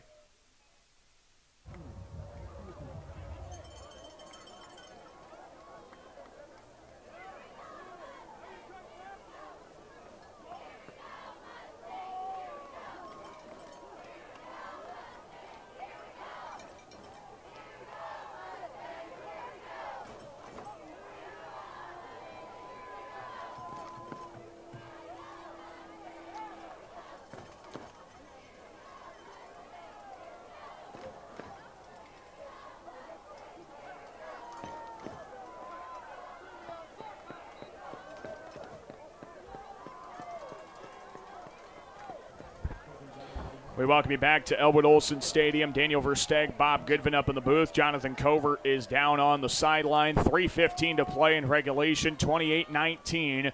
Morningside leads Northwestern out of the first of 3 timeouts in this 4th quarter for Matt McCarty, the head coach of Northwestern College. Morningside lines up in the pistol. A receiver on either side, tight end either side of Dalenchek with Strecker in the backfield. Motion Sievert into the backfield. Handoff Strecker, and he gets wrapped up and brought down by Brett Mosier. Oh, he didn't go down, actually. Now he does. A forward progress at the 37-yard line. It's a gain of 1, 3rd and 5, and another timeout called by Matt McCarty. So timeout on the field. We will keep it here for a moment, and Well, Morningside's going to Matt Strecker. This probably shows my knowledge of football and situational football, Bob, but do you maybe, if everybody in the building thinks you're going to run the football, do you go to a pass here on 3rd and 5? Do you risk that? Is that too much of a risk here for this Mustang offense? Well, there's two ways of looking at it. If you run the ball, you force Northwestern probably to call their last timeout.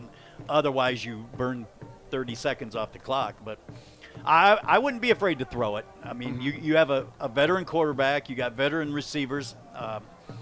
Something safe, something like their hash screen, sure. Something quick, maybe a something bubble screen. Something you can guarantee a completion. Right. To keep the clock moving. Yep. Yeah, I see that. Well, it's 3rd and 5.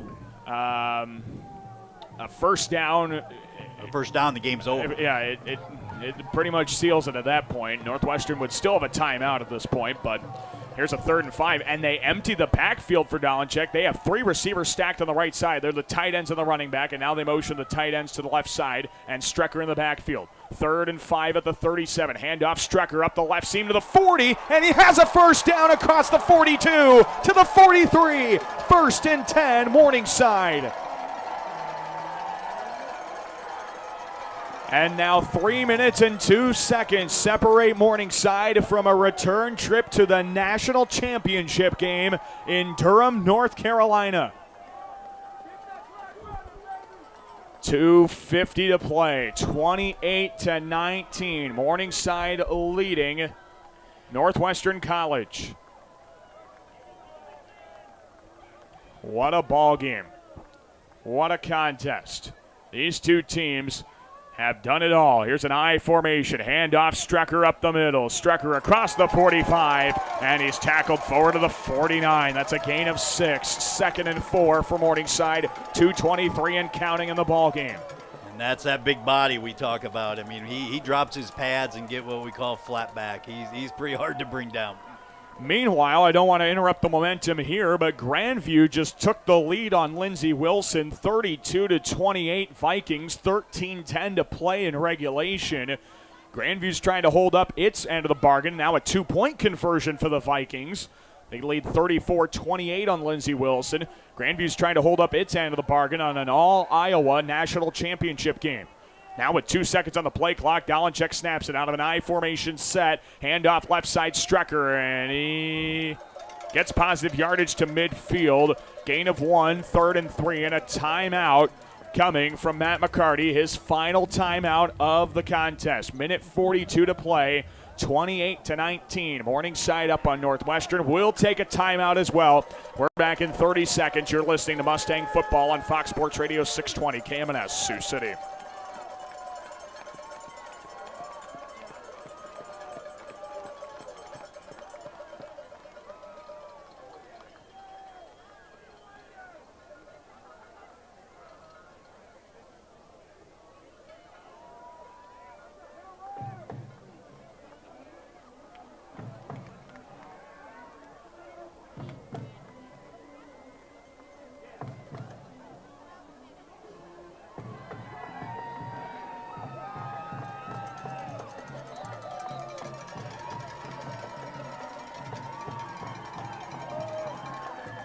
We welcome you back to Elwood Olson Stadium. Daniel Verstegen, Bob Goodfin with you. Jonathan Covert's down on the sideline.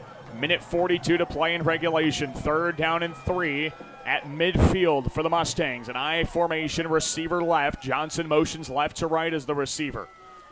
Give to Strecker up the middle, and he stops short of the first down marker. It'll be 4th and 2 at the Red Raider 49, but the clock is able to run down to a minute 30 and counting. Well, I think what you'll see is them run it down to 1 second and call timeout. Yep. And then I wouldn't be shocked if they go for this, to be honest with you.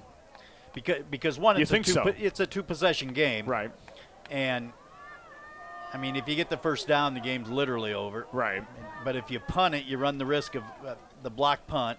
Sure. To run the risk of a bad snap, which they've already blocked one we've punt. had a block. Yeah, Yep. We've had a block punt already. So a timeout from Coach Ryan will come in 2 seconds, 1 second, and there's the timeout. 57 seconds are left on the fourth quarter clock.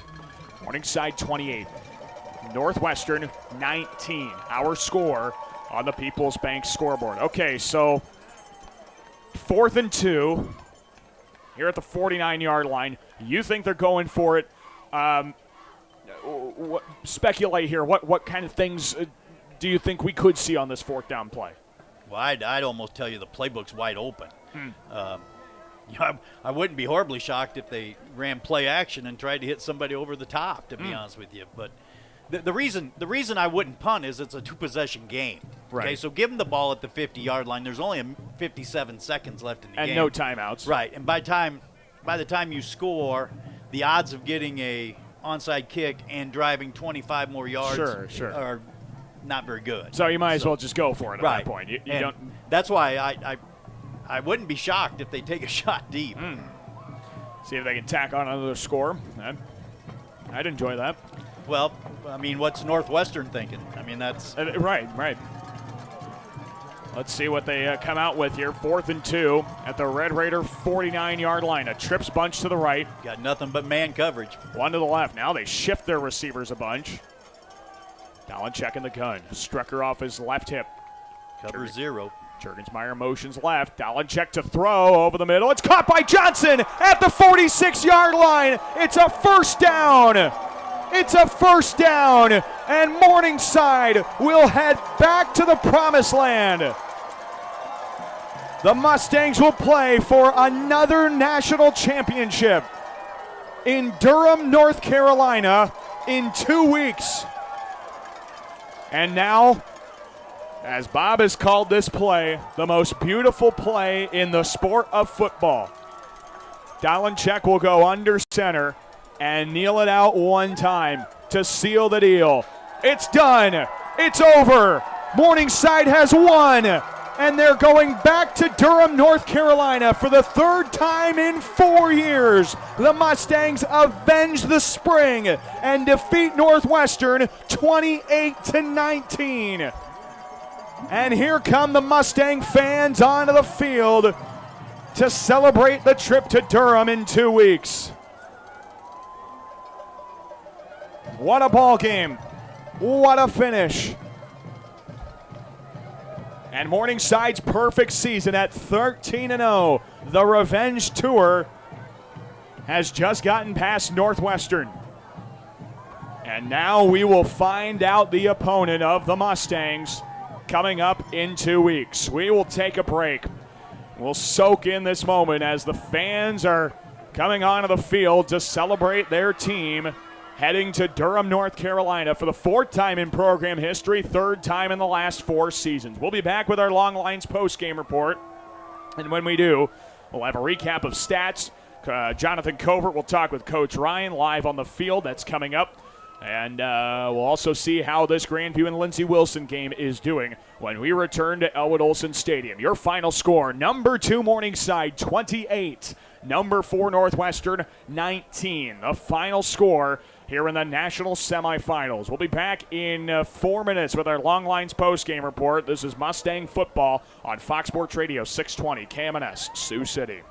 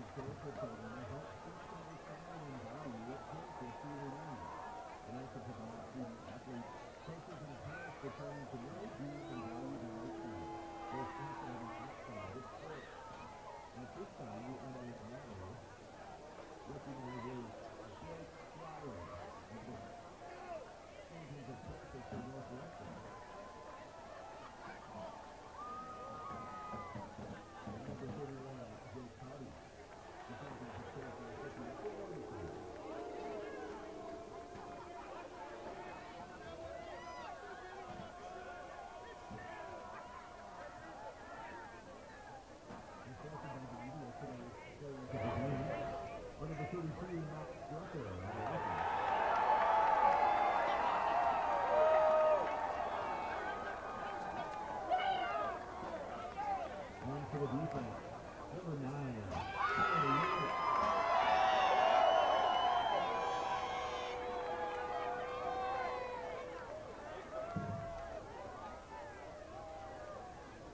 time, NAIA Game Committeeman Nick Taylor will now present Morningside with a semifinal round trophy.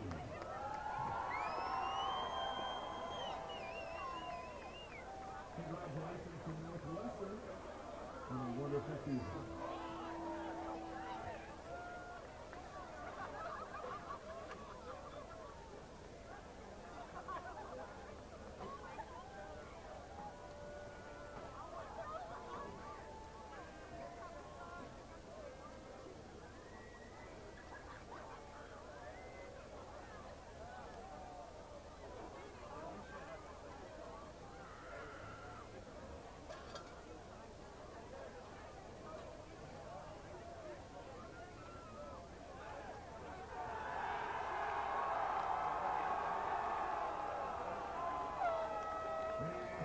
Congratulations, you are proud of you. Well,